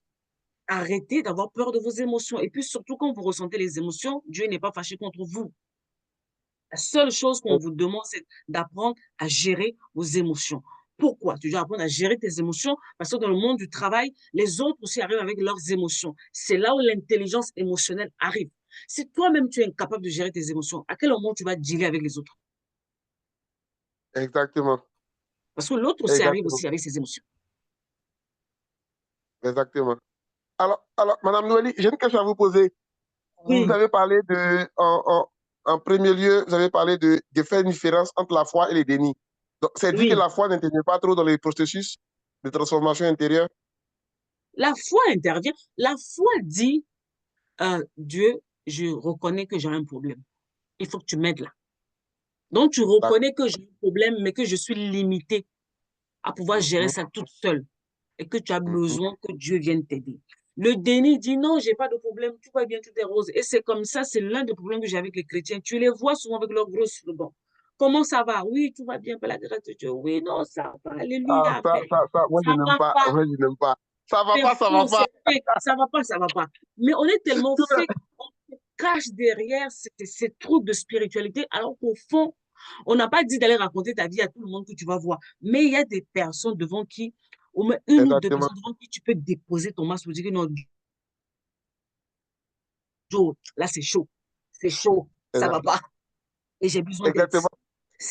C'est ça la différence entre les deux. La foi dit, j'ai un problème, Seigneur, aide-moi. Mais pendant que tu m'aides là, pendant que tu règles ça, moi, je continue ma vie. Je te fais confiance. Mais le déni dit, je n'ai pas de problème. C'est ça. Et moi, finalement, c'est que la question que j'aime poser aux gens, lorsqu'ils me disent que ça va très bien et je sais que ça ne va pas, je leur demande très clairement, tu me dis que ça va par la foi ou bien, ou bien en vrai, ça ne va pas. Faut bien m'expliquer en fait, parce que il y a des gens, ça ne va pas du tout. On leur demande, oui, ça va très bien. Non, non. Est-ce que là, tu me parles par la foi ou bien dans le réel, ça va très bien? Et la personne commence à sourire, mais en vrai, il faut faire le distinguo. Quand ça ne Oui, va pas, ça ne va pas. Ça ne voilà. va pas, ça ne va pas. Parce Il que faut en parler et après les solutions vont venir. le truc, c'est que là, on va revenir, en guillemets, sur le terrain, en guillemets, dit spirituel. Il y a un truc, moi, qui m'a toujours marqué. Quand Jésus venait devant une personne, la première des choses qu'il disait, même avant d'intervenir, il dit, qu'est-ce que tu veux que je fasse pour toi? Et quand on te pose la question, qu'est-ce que tu veux qu'on fasse pour toi? C'est-à-dire qu'on te ramène à ta responsabilité. Tu reconnais que tu as un problème. Exactement. Comment on peut aider une personne qui ne reconnaît pas qu'il n'a pas de problème? Donc, bon, maintenant, tu pries, là, tu vas à l'église, là, tout ce que tu fais, là, ça sert à quoi? Parce que ta vie est tellement parfaite. Exactement. Et Jésus disait ça, ça revenait tout le temps chez Jésus. Qu'est-ce qu'il peut faire pour toi? Le paralytique est là, il lui demande, qu'est-ce que je peux faire pour toi? Mais tu ne veux pas que Parce je que, suis paralysé? oui, en fait, c'est une notion qui est très importante dans le processus de guérison. Tu dois prendre ta responsabilité, dire ce que tu veux, ce que tu Exactement. as. C'est comme quand tu vas chez un médecin. Quand tu vas chez un médecin, le médecin te regarde. Il dit, qu'est-ce qu'il y a? C'est là où tu commences à lui donner, au fait, ce que tu as. Et de là, maintenant, le médecin peut poser un diagnostic et te donner un traitement. Mais vous êtes là, non, ça va, ou je vais, non, ça va. En fait, et puis tu t'étonnes au fait que les années passent et que ta vie est dans le même état. Parce qu'en fait, on a appris à être fake avec nous-mêmes jusqu'à on a ramené ça même dans notre relation avec Dieu. Tu imagines, tu es même fake avec Dieu. Tu vois le level. Exactement. Donc, la foi, c'est de reconnaître qu'on a un problème. La foi, Oui, ce n'est pas de dire je n'ai pas de problème alors qu'il y a un problème. La foi, c'est oui, j'ai un problème et je compte sur Dieu pour m'aider. La foi, ce n'est oui, pas et de j'ai dire la je n'ai foi pas que de Dieu va problème. régler. Oui, oui, Exactement. Seigneur, j'ai un problème, mais je te fais confiance. Je ne sais pas comment tu vas faire pour me sortir de là, mais je te fais confiance. Et je continue ma route, en fait. Je continue ma route. Alors que le déni Alors, te dit, non, tout va bien, tout est rose, tout est beau. Oui, voilà. Non. d'accord, d'accord. Et à ce moment-là, moi, j'ai une question qui me revient. Je pense que beaucoup de personnes y pensent également. Alors, quelqu'un qui écoute aujourd'hui ce message, qui est touché par ce message et qui se rend compte que son passé l'a toujours freiné. C'est quoi la Mm. première phrase qui vous vient à l'esprit pour lui parler ce soir, pour lui dire qu'est-ce pour lui dire ce qu'il doit faire pour ne plus que ce passé-là constitue un frein en fait. La première question que je poserai à cette personne, c'est qu'est-ce que tu veux? Parce que vous savez, Monsieur Emmanuel, il y a des personnes qui sont dans leur état, mais qui s'y plaisent, en fait. Et ce genre de personnes, on ne peut rien pour eux. Ils se plaisent dans la victimisation parce que quand ils viennent te voir et que Mhm, tu compatis, et Yako, et vraiment ta vie est difficile, et vraiment, ils aiment ça. mhm. Dans cette catégorie de personnes, on ne peut rien faire. Donc, la première question que j'aimerais te poser, c'est qu'est-ce que tu veux? Que veux-tu? Tu veux que les choses changent? Commence à t'asseoir. Assieds-toi. La fin de l'année dernière, j'étais partie à une retraite. J'étais partie, je me suis retirée, je priais, j'ai dit, Seigneur, je vais dire quoi à tes enfants en 2025? Il m'a dit, dis-leur retour à soi. Ils courent beaucoup. Cette année, il faut qu'ils viennent s'asseoir. J'ai des choses à leur dire par rapport à leur propre vie. Parce qu'en réalité, ils courent, mais ils ne vont nulle part. Parce que les bases et les fondements ne sont pas bonnes. Donc, ce que moi, je peux te dire ce soir, assieds-toi. Dieu te cherche. Pas pour autre chose, pour ta propre vie. Un rendez-vous avec ta propre personne, en fait. Un rendez-vous là où il n'y a personne. Il n'y a que toi. Il n'y a que Dieu. C'est là où les choses se règlent dans ta vie, en fait. D'accord, donc c'est vraiment un appel aux sources. Reviens à la maison, reviens à la base, reviens là où tout a commencé, Retour à soi. re- On revient. Toi, tu retourne t'es vers assez, ton voilà, créateur. tu t'es assez agité. Merci à ton Mhm. créateur, à ta personne. Parce qu'il y a des personnes, au fait, à force de vivre dans les blessures, dans les traumas, ils sont déconnectés d'eux-mêmes. Reviens, reviens, assieds-toi. Dieu t'attend là, là, pour que tu puisses régler les choses. Parce que tant que tu n'auras pas réglé ces choses-là, tu peux courir. Au fait, les blessures émotionnelles, dans le spirituel, on peut dire, au fait, c'est comme si c'est un lien, c'est une chaîne qui te relie à ton passé. Tu peux beau courir, tu peux prendre l'élan pour dire que tu vas exploser. À un moment donné, tac, retour en arrière. Exactement. Donc, c'est de dire, marque une pause sur tes ambitions, soigne-toi Oui, et et quand tu repars. es guéri, Tu avance. repars. Marque Oui, une pause sur tes ambitions, soigne-toi et quand tu es guéri, avance. Et l'une des oui. choses même que Dieu fait souvent, parce qu'il nous aime, c'est qu'il crée des blocages même souvent dans notre vie pour ne pas qu'on avance. Oui, Parce que tant mais qu'on n'est c'est pas ça. encore guéri, on est capable de détruire ce qu'il veut nous donner, au fait. Donc, Mais il crée quand, souvent des maintenant, blocages pour qu'on puisse guérir. quand les blocages arrivent, maintenant, on commence à chasser. Je coupe, je casse, je brise. Par moments, arrêtez de briser. 2025, arrêtez de briser. C'est Dieu On a qui trop t'appelle. visé. Quand les blocages vont arriver cette année, j'ai dit, Seigneur, en fait, le langage, c'est, j'attire ton cœur au désert pour te parler. Ce n'est pas les sorciers, c'est Dieu lui-même qui t'appelle, en fait. Exactement. Et alors, le second conseil que vous pouvez donner à quelqu'un qui veut voir son âme prospérer, ce serait quoi? Travaille sur toi. Apprends, va à la découverte de ta personne, travaille sur toi, trouve ton identité, trouve ces choses qui sont pour ta personne. Nous sommes dans une génération où il y a beaucoup de copier-coller. On te dit, il faut faire comme ça, il faut ceci, il faut cela. Moi, je te dis, sors des moules. Parce que Dieu t'a créé unique. Tu vois comme tu es là, tu es une pièce unique. Personne dans ce monde entier ne te ressemble. Dans ton design physique, peu importe, tout ce qui est sur ta personne est unique en fait. Et je prie que tu puisses aller à la rencontre de ces choses qui te rendent exceptionnel. Il y a des moments, les traumas, les histoires de la vie t'ont tellement cassé que tu crois que les autres sont mieux que toi. C'est faux. C'est faux. C'est un mensonge que le diable veut te faire croire. Tu es tellement exceptionnel. Tu es unique. Pars à la découverte de ta personne, en fait. Et quand tu vas te découvrir, maintenant, tu peux éclore. Et le monde entier va te regarder et va se dire, ouais. Et Dieu sera glorifié quand tu vas te découvrir. Parce que quand les gens vont regarder, au fait, ce que tu es, les gens vont dire, waouh, comment tu as fait pour en arriver là? Et là, tu peux dire, c'est Dieu qui a fait. Mais ça va commencer par repartir pour te retrouver. Parce que les blessures émotionnelles, les traumas, comment ça s'appelle, comment ça s'appelle, les transferts générationnels t'ont déformé. C'était d'entre vous, si vous me permettez, je vais dire ceci. Les blessures que vous portez, c'était d'entre vous, ça n'a même pas commencé sur vous, en fait. Vous avez reçu des héritages. Exactement. Ça a Exactement. commencé avant vous. Donc, dans ce Exactement. travail que vous allez démarrer, et par moment, vous devez remonter dans vos familles, dans vos histoires. Il y a des choses Exactement. que vous avez héritées. Donc, il est temps d'aller faire le ménage. Est-ce que ça va être facile? Non. Est-ce que ça va être désagréable? Oui. Est-ce que tu vas pleurer? Tu vas bien pleurer. Est-ce que tu seras découragé? Oui. Mais tu dois aller pour toi-même parce que tu t'aimes assez, parce que tu as conscience que un avenir radieux, en fait, m'attend, que Dieu a prévu quelque chose de grand avec ma vie et que ma vie compte et que je dois faire, en fait, la différence dans ma génération. Et pour ça, tu dois payer le prix, en fait, de faire le ménage à l'intérieur de toi. Exactement. Merci beaucoup, coach. Merci beaucoup, coach. Ce soir, on apprend beaucoup. On apprend beaucoup. Et c'est bien de dire aux gens également de partir revoir dans les familles parce que on hérite également Oui, on hérite également des esprits de colère, on hérite également de la jalousie, on hérite également des oui, blessures intérieures de nos oui, parents, de nos ancêtres et oui. tout. Donc, c'est important de chercher d'où vient sa blessure et chercher également à être guéri.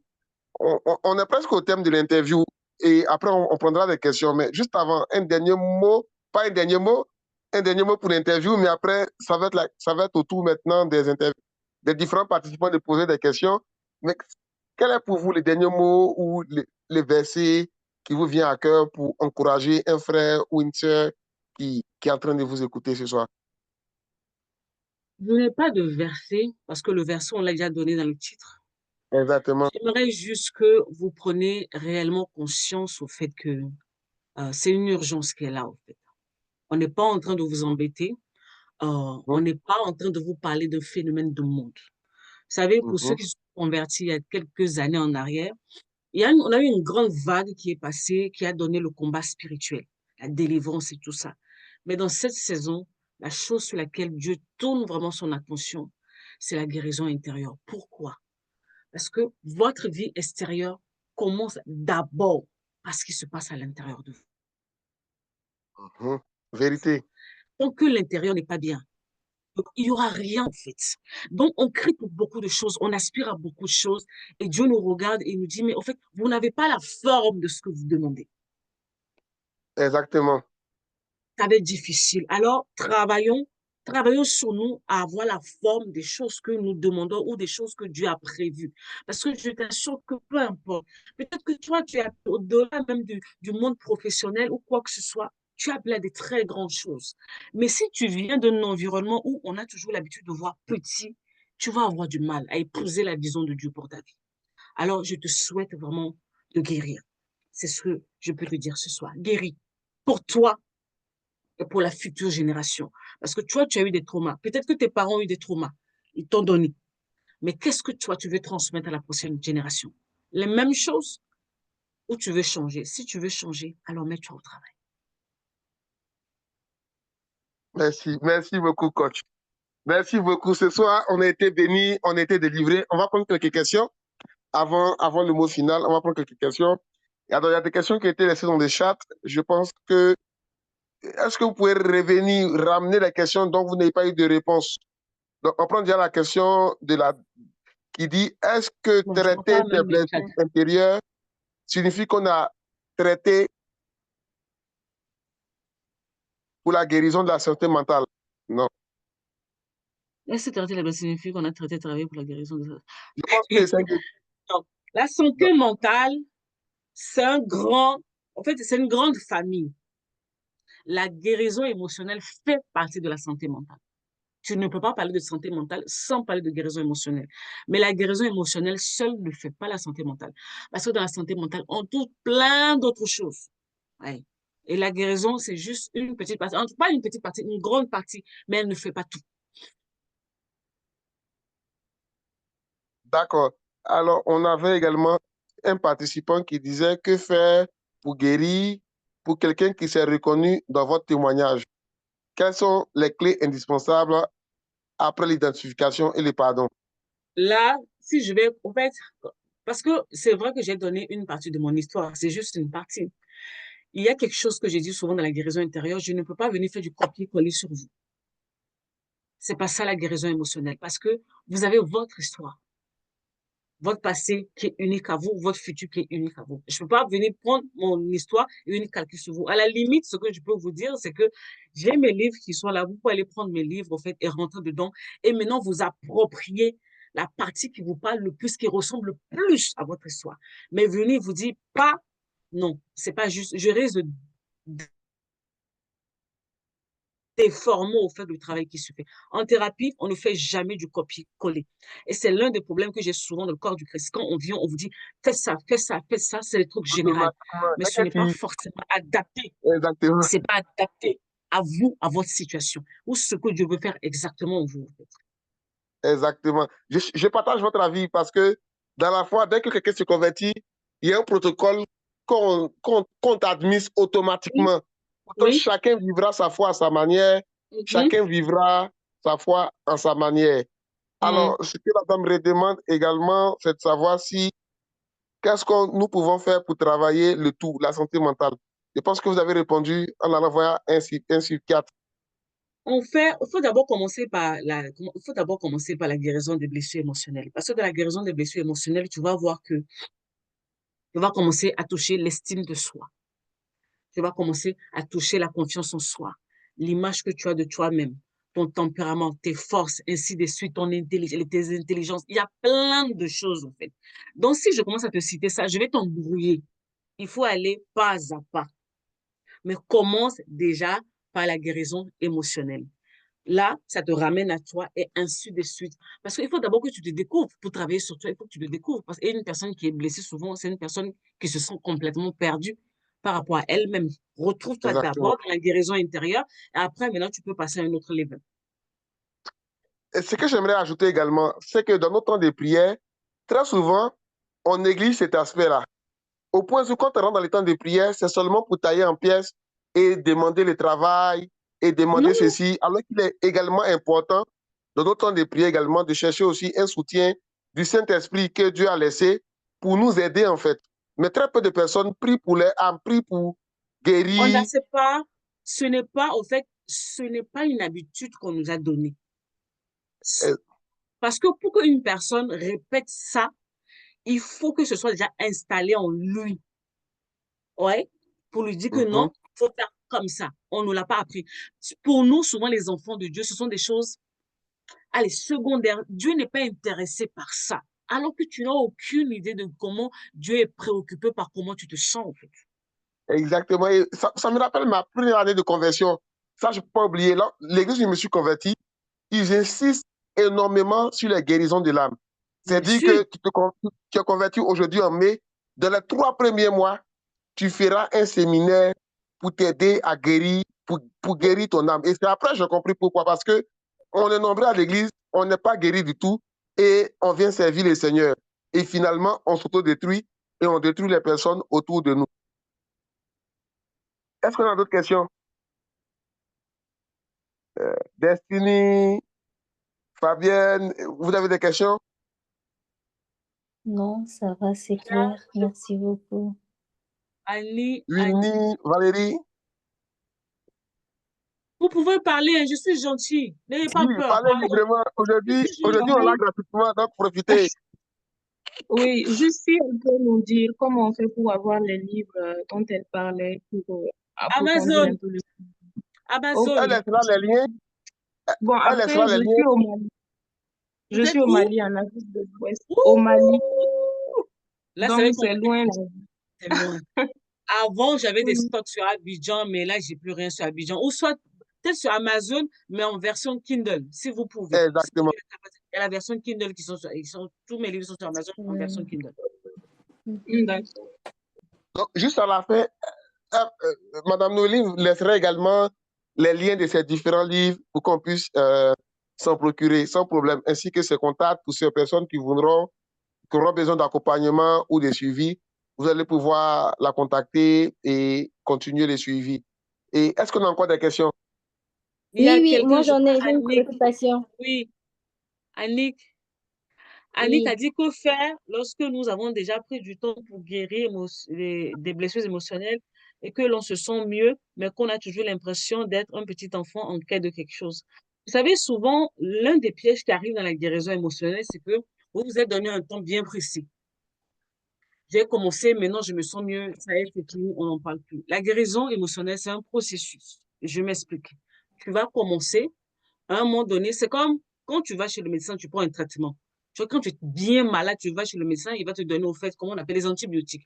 Les antibiotiques, quand tu les prends, au bout de 24 heures, 48 heures, il y a un semblant de bien et tu te dis, ça y est, c'est bon. Et puis, tu laisses le traitement. Tu te dis, ça y est, c'est bon. Quelques jours après, tu fais une rechute. Tu ressens que tu es en train de rechuter. C'est l'une des choses qui arrive dans la guérison intérieure. On commence un travail, il y a quelques émotions qui nous lâchent, il y a un léger bien-être qui est là, et puis on laisse tout. Et quelques temps après, qu'est-ce qui se passe? On commence à ressentir qu'il y a quelque chose qui va pas. Annick, si tu me dis que tu as travaillé sur toi et que tu ressens que non, cette impression de petit enfant en quête de quelque chose, ça veut dire qu'en réalité, l'enfant intérieur n'a pas encore fini, en fait. Le travail n'est pas encore terminé sur l'enfant intérieur. Peut-être que l'adulte, là, que tu es là maintenant, il y a des émotions qui sont parties. Mais l'enfant en toi, qui est en plein processus, n'a pas terminé, en fait, le travail.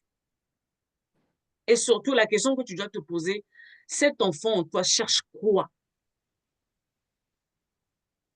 L'enfant en toi cherche quoi exactement? Parce que c'est la clé de ta guérison qui est là. Dans la guérison émotionnelle, on ne guérit pas l'adulte que vous êtes. C'est l'enfant en vous qui a subi des choses. C'est lui, en fait. Parce que souvent, quand on vous parle de blessures émotionnelles, souvent, j'ai remarqué dans les assemblées, on vous parle des choses du présent. Exactement. Alors que le vrai défi se passe dans les choses du passé. Amen. Partez dans le passé, en fait. Dieu repart à votre origine, en fait, à la source, de là où tout a basculé. Et c'est à partir de là que l'histoire se réécrit, en fait. Donc, cherchez ce que l'enfant la cherche. Trouvez ce que l'enfant en vous cherche. Et vous allez pouvoir continuer le travail. Merci beaucoup. Est-ce qu'on a d'autres questions?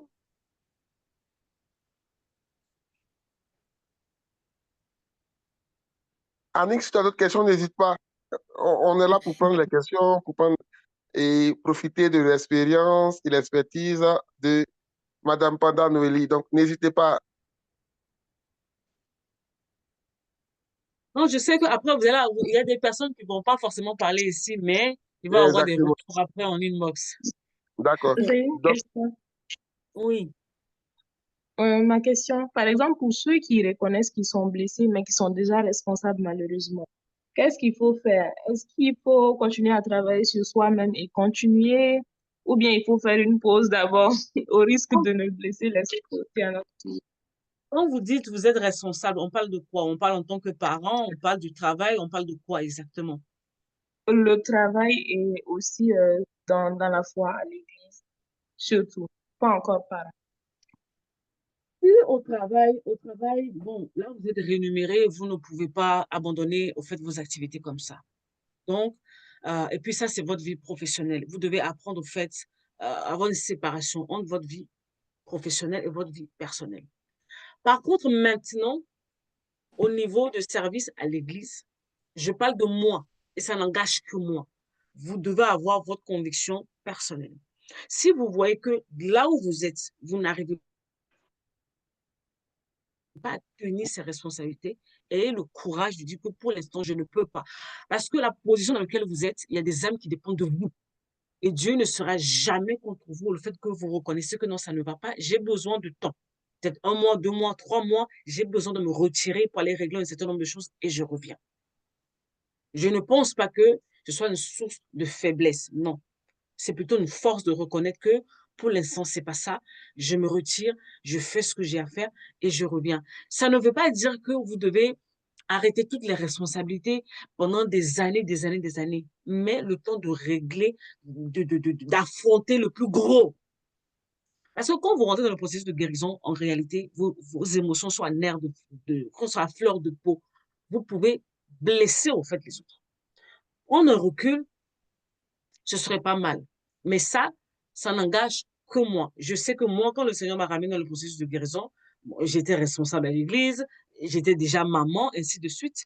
J'ai accepté de tout lâcher, en fait. À part mon rôle de maman, j'ai tout laissé tomber.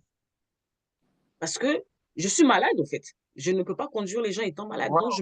je vais me soigner. Et c'est comme ça. Et moi, personnellement, ça a duré longtemps. Vu que, comme on dit, je suis une blessée de guerre pendant 5 ans. Le Seigneur m'a isolée 5 années. Je ne faisais plus rien. C'est au bout de 5 ans qu'il m'a dit, bon, maintenant, tu peux repartir. Chacun de vous, chacun de nous a son histoire et surtout de là où Dieu vous ramène, en fait. Voilà. Donc, ça dit que vous n'êtes pas imposé un temps, en fait, de guérison. Vous Le êtes resté processus de... jusqu'à guérir. Quand tu vas chez un médecin, monsieur Emmanuel, quand tu vas chez le médecin, le médecin te donne un traitement. Ou est-ce qu'on te donne une date de fin Non. précise? C'est qu'on constate que la guérison est là, que tu arrêtes. C'est pas toi qui te guéris, c'est quelqu'un qui te guérit. Si la personne te dit que c'est pas fini, tu vas aller où? C'est vrai. C'est vrai. C'est vrai. C'est vrai. Alors, il y a une question qui vient. Des gars, on te prend, mais juste avant, il y a une question dans le chat. Quand on est dans le processus de guérison, comment vivre avec un conjoint blessé qui s'ignore? Mon prochain livre. Ça, c'est le titre de mon prochain livre. Wow. Ça, rien que ça, là, ça mérite une conférence. Ouais, c'est clair, c'est clair, c'est clair. Ça, il va falloir beaucoup de maîtrise. Melka, beaucoup de maîtrise. Parce que s'il n'y a pas de maîtrise ici, le coup va voler en éclat. Exactement. Et puis surtout, le problème qui se pose dans cette histoire de guérison émotionnelle, quand on est déjà en couple ou marié, quand plus tu vas commencer à travailler sur toi et tes yeux vont s'ouvrir sur beaucoup de choses. Et peut-être que tu vas te rendre compte que même le choix que j'avais fait, n'est pas le bon. là, l'équation peut devenir très difficile. Parce qu'en fait, quand tu es blessé, c'est comme si tes yeux sont fermés. Quand tu commences à guérir, tes yeux s'ouvrent. Et c'est là où tu vas te rendre compte que, ah, mais j'ai fait quoi? Monsieur Emmanuel, tous les jours, je reçois des femmes en accompagnement. 3 mois de mariage, 6 mois de mariage, 1 an de mariage. Noélie, je crois que je me suis foirée. Je me suis foirée dans le choix. C'était pas ça. C'était pas ça. C'était pas ça. C'était mes blessures qui m'ont poussé à faire ce choix-là. Mais maman, on a déjà engagé les familles. On a déjà engagé l'église. On a déjà engagé tout le monde. On fait quoi? C'est ça. Le mariage a été célébré. Oh non, C'est parce que fini. là, l'État est engagé. Les familles sont engagées. Tout le monde est engagé. Et moi, personnellement, tant qu'il n'y a pas de violence ou la vie de la personne en danger, tout de suite, je vais te dire, non, vas-y, bouge. Je ne peux pas te dire, maman, non, là, on va s'asseoir, on va travailler. À moins que Exactement. toi-même, tu me dis que non, Dieu m'a dit qu'il faut que je quitte. Et ça, ce n'est pas de ressort de Noélie. C'est clair, c'est clair. Le seul moment où, en tant que professionnel, je peux dire à une personne, bouge, c'est quand la vie de la personne est en danger. Exactement. Voilà. Mais là, vraiment, Maëlka, il va falloir beaucoup de maîtrise de soi. Sinon, tu vas faire voler ton couple en l'air, en fait. Beaucoup Donc, de ça veut dire maîtrise. qu'une personne dans ces cas-là a besoin d'accompagnement. Oui, oui, oui, oui. En tout cas, Maëlka, il faut te débrouiller. Trouve un moyen, rentre en contact avec moi. C'est très délicat, en fait. Si tu ne fais pas attention, tu vas faire voler ton couple en éclats. D'accord. On prend maintenant des gars qui a levé la main. Oui, bonsoir. Merci beaucoup pour l'intervention. ma question était une suite logique de la réponse de Madame Liu, où elle disait qu'elle a pris 5 ans pour guérir. Maintenant, bon, vous avez arrêté certaines choses et il y a certaines choses que vous ne pouvez pas arrêter parce que vous êtes obligé. Et je ne sais pas, bon, pour moi personnellement, il y a eu ce sentiment de stagner et de ne pas avancer, en même temps de vouloir aussi travailler sur ces blessures. Comment est-ce que vous avez su gérer ça en fait? Parce que pendant la période du travail de restauration que je fais, Oui. je me suis désengagée de beaucoup de choses et je pas juste à l'essentiel. Des fois, je me dis, je consacre mon énergie sur moi-même pour pouvoir vraiment aller mieux, pour pouvoir euh, continuer à faire certaines choses. Donc, je ne sais pas. Et en même temps, il y a ce sentiment-là d'être en stagnation. Et bon, 5 ans, 6 ans, bon, pour moi, ce n'est pas encore 5 ans, mais si ça va prendre du temps, comment est-ce qu'on peut gérer ça en fait? Merci. Bon, quand tu parles de stagnation, on parle de quoi? En fait, c'est comme je disais tout à l'heure. En fait, c'est comme si tu es un malade en convalescence. Ça ne veut pas dire que pendant toutes ces années, tu vas rester là à tourner les pouces. Pendant que tu te découvres, il y a d'autres choses que tu fais, en fait. Tu ne restes pas là à tourner les pouces pendant que le processus te passe. C'est juste qu'il y a il y a des gros chantiers dans ta vie pour l'instant. C'est pas le moment, en fait. Enfin, stagner par rapport à quoi? Par rapport à ta vie professionnelle, on parle de quoi, en fait, exactement? La personne, c'est qui me pose la question, en fait? Je ne Ouais, retrouve plus la personne. c'est moi. Oui, ouais, ok. Ouais. Genre, par exemple, de base, tu as une vision pour ta vie ou bien tu avais des choses à cœur à faire et Mhm, je dis d'ici 5 ans, mais avec l'état dans lequel je me trouve, c'est pas mhm. possible maintenant. Donc, au final, tu vois que tout va lentement en fait, même si j'ai Ah non, c'est-à-dire que, en fait, c'est-à-dire que sur ton planning personnel, tu penses que tu prends du retard. oui, personnel, professionnel, etc. Maintenant, comme je disais, est-ce que professionnellement, à un moment donné du processus de guérison, professionnellement, tu peux reprendre le chemin? Tu vois ce que je veux dire? Mais de l'autre côté, en guillemets, dans la vie personnelle, même professionnellement, je pars du principe que, en tant qu'enfant de Dieu, on n'est jamais en retard, en fait. Ok. Mm, On n'est jamais en retard. mm. Je vais avoir, dans quelques mois, je vais avoir 39 ans. Et je regarde ma vie, je me suis dit, heureusement que j'avais pris ces 5 années pour travailler sur moi. Parce que quand je suis revenue, c'est comme si j'ai eu une accélération dans beaucoup de choses.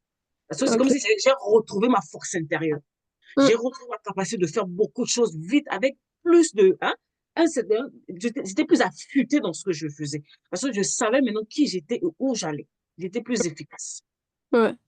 Donc, je pense personnellement qu'avec Dieu, on n'est pas en retard.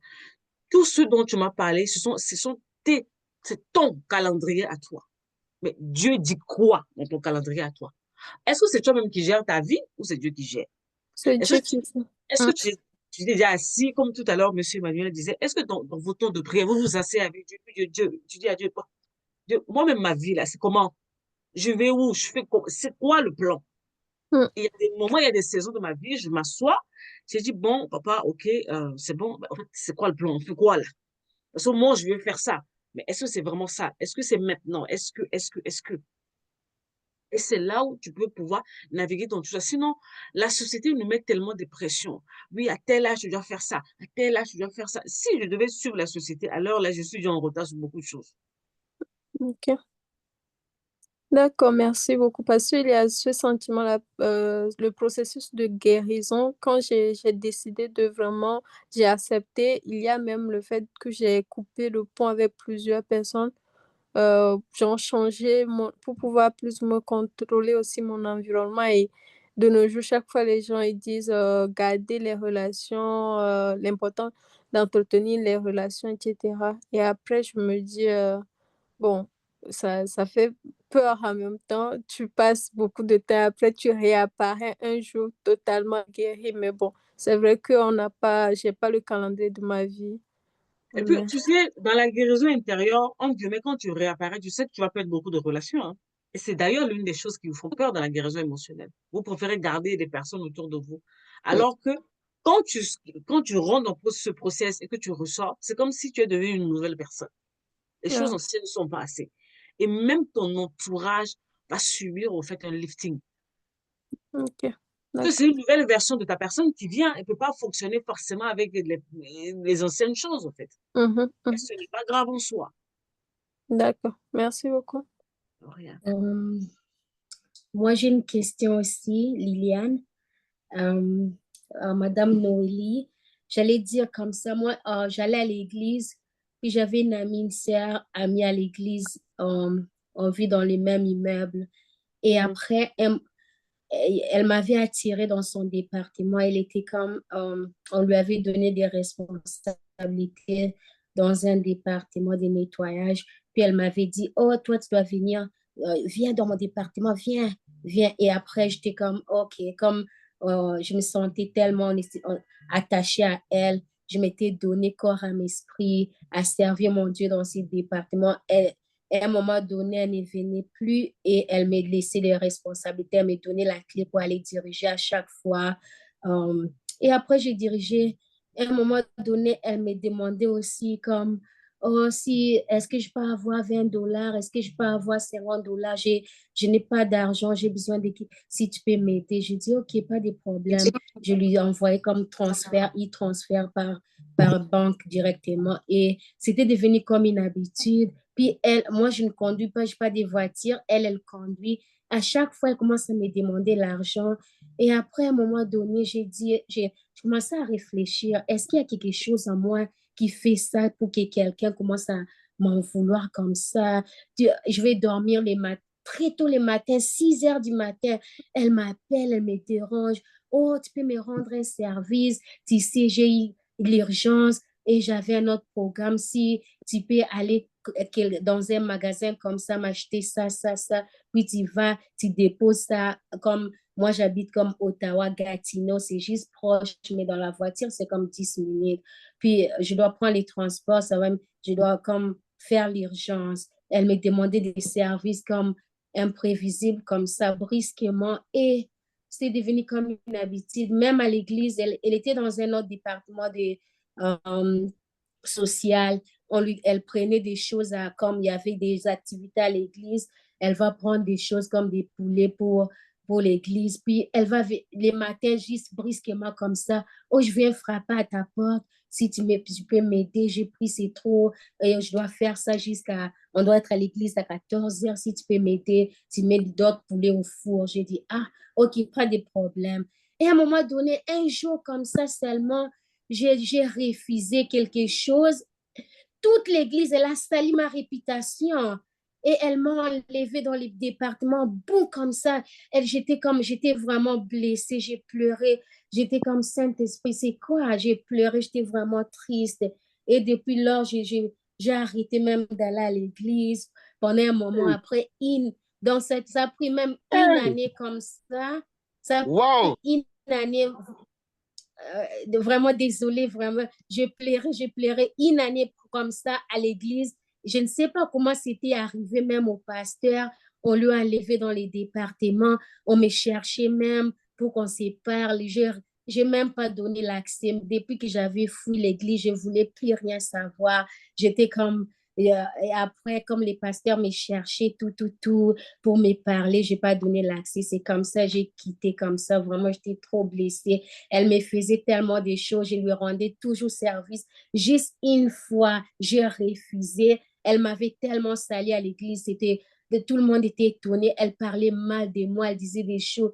Et après, à un moment donné, après même 3 mois, j'ai quitté à l'église comme si tout le monde était endormi, tout le monde était aveuglé. Puis après, boum, même la maman pasteur, tout le monde commençait à me chercher comme ça. Oh, il faut qu'on se parle, on me laissait des audios sur WhatsApp.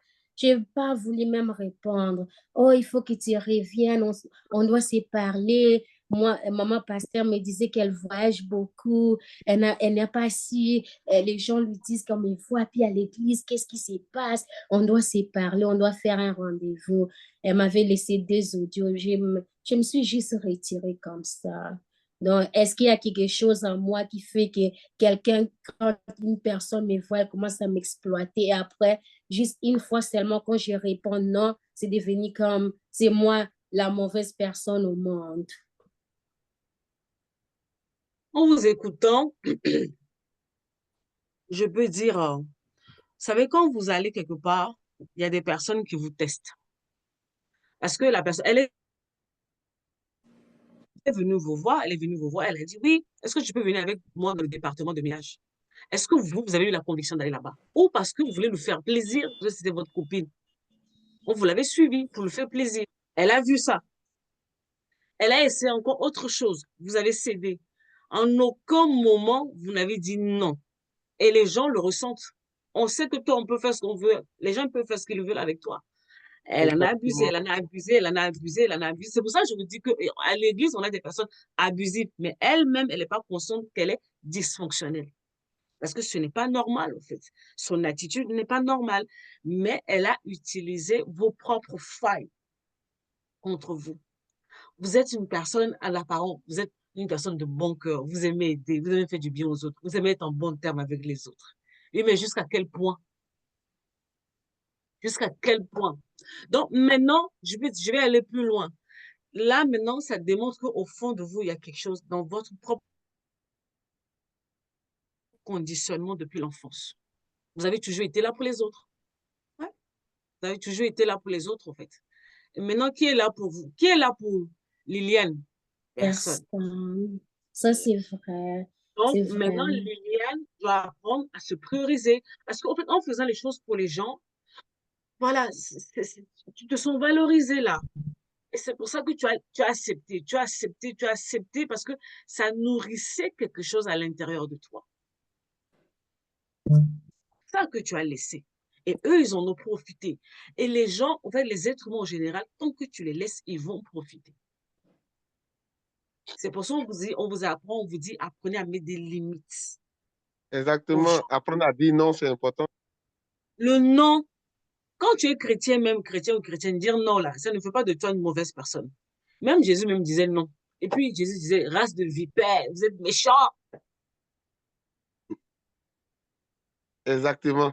Il faut apprendre à Exactement. mettre des limites. Mais au fait, vous savez, Liliane, euh, je prie vraiment que vous changez votre perception de l'histoire. Je pense que Dieu m'a permis même ce choc-là pour que vous vous réveillez. Il y a des moments où Dieu permet ça. Qu'une personne sur qui tu comptes, la personne te déçoit. Comme tu vraiment un bon gourmet gospel. Ça te remet, Exactement. ça te remet les idées en place. Tu te dis, mais qu'est-ce qui ne va pas? Et puis, ne voyez pas seulement sa part à elle. Comme vous l'avez dit dans votre question, qu'est-ce qui est en moi qui fait que les gens s'autorisent à cela, à faire ce genre? Donc, ça revient à vous dans votre éducation depuis le bas âge. Il y a eu un conditionnement qui s'est fait. Et c'est ce conditionnement-là, en fait, qu'il va falloir revoir. Et je suis même pas sûr, même que ce soit la dame là qui a été la seule personne à l'exploiter, en fait. Non, Je je suis suis même sûr que non. si elle prend la parole pour parler, c'est quelque chose qui Ouh, revient. oui, parce que, Même dans sa relation amoureuse, ça revient. ah, Mhm. elle doit être C'est bonne, vrai. elle doit être bonne C'est vrai. suivreuse. Vous avez Voilà. tellement raison. Et puis, à l'église, même si j'allais même quitter l'église depuis longtemps, j'allais quitter depuis longtemps parce qu'il y avait même un prophète qui était venu me dire que j'étais la femme de sa vie. Et le monsieur, là, le prophète m'avait fiancé devant l'église, il m'avait honoré. Et après, donc, il m'avait humilié. Donc, c'était comme une blessure que je me suis dit, mais à l'église, pourquoi je continue toujours à aller à l'église? C'est à l'église, moi, qu'on me fait toujours du mal. C'est à l'église, je sais que je suis un Non, non, enfant, non, non. Le problème, c'est pas je- l'église. Vous non. aurez été à la mosquée, que ça aurait été pareil. Ah, mais c'est juste, je sais que je suis un enfant, j'ai grandi dans la famille de mon père. Ma mère, mon père était polygame. Puis, il avait un enfant avec ma mère. Puis, ma mère, il voulait juste me prendre. Puis, j'ai déjà vécu les injustices dans la famille de mon père, là où je vivais. Et je vivais déjà des choses comme ça. J'ai grandi comme ça. Mais comme j'ai grandi, j'ai vécu tellement comme beaucoup d'injustices et beaucoup d'exploitation. Comme les gens m'ont tellement exploité. Mais ce qui est bon, j'ai fini toujours par quitter Et après, les gens s'étonnent comme d'une manière pour dire, waouh, est-ce que c'est vraiment elle? Elle est partie. Les gens s'étonnent quand ils m'exploitent, ils m'exploitent quand je disparais. C'est comme ils ne croient pas que je pouvais même quitter et comme les oublier. Oui, mais en fait, le problème, c'est que ce schéma-là va continuer jusqu'à quand? Ce schéma d'exploitation, ça va continuer jusqu'à quand? Parce que là, vous êtes une femme, vous êtes amenée à vous marier, à devenir mère. C'est ça l'exemple que vous voulez montrer à vos enfants? Une maman qui se fait exploiter? Vous n'avez pas vu que ce schéma qui a commencé depuis votre enfance, vous continuez à le mener jusqu'à l'âge adulte, vous laissez les gens vous utiliser, en fait. Et quelque part, il y a la petite fille en vous, en fait. Je suis sûre qu'il y a la quête d'amour, en fait. Cette petite fille Exactement. en vous est en train de chercher de l'amour. Mais cet amour-là, vous Exactement. ne la trouverez pas chez les êtres humains. C'est Dieu qui vous donne cet amour-là et ça vient maintenant dans la guérison intérieure. J'ai dit, il y a des femmes dans cette saison, vous n'avez pas besoin de relation, vous n'avez pas besoin de mariage, vous avez besoin de guérir. Exactement. Exactement. Vous Sinon, avez totalement raison. vous allez, en tout cas, briser ce, au fait, hein, Liliane, au-delà de ce travail de guérison émotionnelle, ce que je vois là, il va falloir rentrer aussi dans le spirituel, il faut aller prier. Il faut arrêter ça. Exactement. Au-delà même de, au-delà même de ce qu'ils ont fait, c'est comme si, je sais pas, le terme, j'arrive pas à trouver le C'est pas terme. comme Télanie Clémente, en fait. Merci. C'est comme si il y avait, non, il Merci. faut J'ai sortir de la reçu beaucoup de servitude. prophéties. Il Merci. faut J'ai reçu sortir de la beaucoup de servitude, en prophéties fait. sur ça. Ça, c'est Casse, au fait, cette barrière de servitude qui est sur ta vie. Je ne sais pas quelles Exactement. paroles qui ont été dites sur ta vie, mais Liliane, il va Amen. falloir te lever. Il Amen. va falloir arrêter ça, en fait. Amen. Exactement. Et peu importe le milieu où vous allez partir, vous allez parler de l'église parce que vous fréquentez beaucoup l'église. Même C'est si vous quelque chose qui étiez te suit. Maïkari, Rose Croix, partout, ça va vous suivre, vos relations. Vous êtes même capable même de vous mettre à genoux, vous dévaloriser dans votre relation, juste pour qu'un homme puisse rester. Donner tout votre salaire, et jouer le rôle d'homme, et lui jouer le rôle de femme, juste pour les garder. Ce problème-là, si vous ne guérissez pas, ça va vous suivre partout. Et ça va influencer négativement votre destinée, en fait. Donc, il est important que vous puissiez suivre le conseil de la coach et penser à marquer une pause pour guérir, en fait. Parce que là, c'est un esprit de servitude. Prier, prier pour sortir, sortir, sortir. Et je prie vraiment que dans cette saison-là, que le Seigneur réveille en toi, pendant que tu grandissais, s'il y a eu des paroles qui ont été dites sur toi là, que tu as oublié, il faut que ça revienne. Il faut que tu brises ces paroles, toutes ces paroles-là qui ont été dites sur ta vie, tu dois les annuler. Parce que c'est Amen. possible. C'est pas possible. Vous savez, en fait, pour rejoindre l'histoire de Liane, je vais finir avec ça. Moi, je suis ce qu'on appelle communément en Afrique l'enfant d'une bonne, d'une domestique. Donc, en Afrique, vous-même, vous connaissez les domestiques, comment on les traite en général, les domestiques. Et toi, tu es l'enfant de la domestique, en fait. Donc, j'avais reçu tellement, il y avait la servitude qui était là. J'étais conditionnée déjà, en fait. Ce que j'avais vu sur la vie de ma mère, ça commençait à se répéter sur moi. Et c'est au moment-là où j'ai donné ma vie à Christ, j'ai dit, cette histoire, ça devait s'arrêter. Stop. Il fallait frapper sur tous les terrains, guérir spirituellement, ça devait s'arrêter. Ça devait s'arrêter parce que sinon, j'allais vivre une vie misérable. Liane, que le Saint-Esprit réveille en toi une colère sainte. Il faut que tu sois en colère pour voir ça changer. Tant que tu n'as pas la colère, tu vas continuer à rester dans la même chose. Une colère sainte qui dit, Seigneur, stop, ça suffit. Un conseil par rapport à... Il est quelle heure? 2h30. On a fait 2 heures. Oui. Céleste, on va finir avec Céleste. Il est tard chez moi déjà là. On prend la dernière question avant la conclusion. Bonsoir.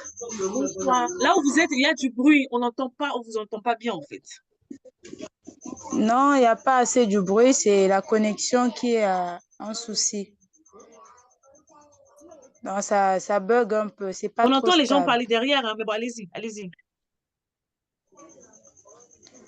Et moi, c'est Céleste. Je vis au Congo-Brazzaville. C'est par le lien que vous m'avez envoyé sur mon compte Gmail que j'ai pu me connecter. Alors, Madame. je suis arrivée un peu en retard. Hmm.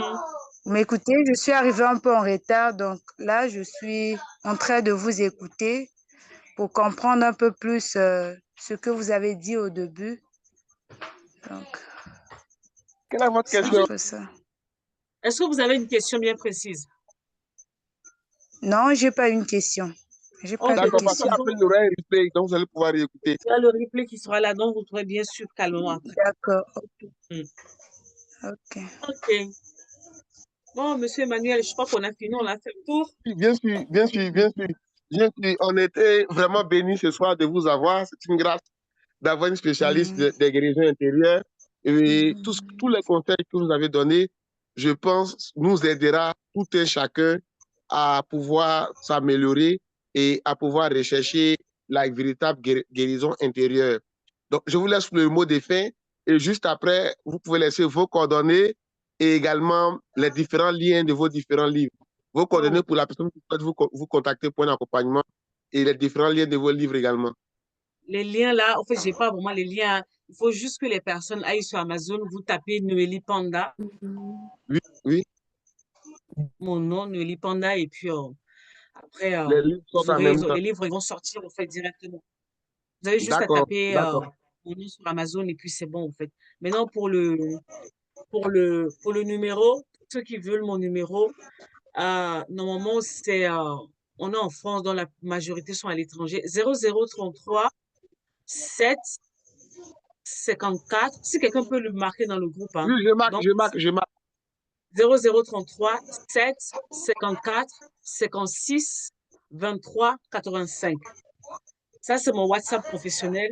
Donc, vous pouvez me contacter là-dessus. Voilà, c'est ça. Ça, c'est mon WhatsApp professionnel. Vous pouvez me contacter là-dessus direct. Ce soir, je n'ai pas vraiment de mot de fin. Si vous permettez, je vais prier et puis on va terminer là. Que je crois que ça a été une semence qui a été plantée et c'est Hmm. Dieu qui va la faire croître. Donc, Père, ce soir, je te prie dans le nom de Jésus. Je viens te confier, Seigneur, tes enfants pour ce temps que tu as mis à Seigneur, que ce juste je prie que chaque parole, chaque chose qui a été dit ce soir soit une semence que tu déposes dans leur cœur, que tu vas utiliser, que tu vas travailler pour pouvoir en résultat glorieux, Seigneur. Je remets leur vie, Seigneur, entre tes mains. Je prie, Seigneur, qu'il y ait un bouleversement, Seigneur. Pendant que ils seront en train de dormir ce soir, je prie que tu les visites, que ton esprit les visite et que le travail commence, Seigneur, à se faire. Donne-leur le courage, la force nécessaire d'affronter les choses et surtout, Papa, tiens-les par la main, Seigneur. Guide-les, accompagne-les. Ceux qui étaient fatigués, qui ont déjà affaiblir, renouvelle, Seigneur, leur force, Seigneur. Mène-les, Seigneur, à bon port. Bénis leur vie, bénis leur maison. Je bénis, Seigneur, cette vision, Seigneur, la leader de cette vision, Papa. Bien, garde-les, fais prospérer cette vision. Permets que notre puisse, nous ne manquerons pas encore de bénir. J'ai ainsi prié au nom. Amen. Merci beaucoup, merci beaucoup. Alors, Merci. on vous a marqué Que dans le Dieu chat vous, que son le Seigneur numéro. vous bénisse. Merci. On vous a marqué dans le chat le numéro. N'hésitez pas à la Merci. contacter pour un accompagnement. Et comme elle a dit, tapez Noélie Panda sur Amazon pour voir Amazon. ses différents livres et les acheter. Voilà. Après, on a mis également dans les liens le groupe de prière. Il y a un groupe de prière qui existe, géré par la coach de vie de victoire également. Donc, pour tous ceux qui ont besoin de prière au quotidien, vous pouvez cliquer sur les liens et intégrer. Les replays également, on va vous les envoyer dans les différents groupes auxquels vous appartenez. Merci beaucoup et bonne soirée à tout le monde. Bonne Merci soirée. beaucoup à Bye. vous d'avoir été Merci. bénis. Bonne Bonne soirée. soirée. Merci, pareillement. Au revoir.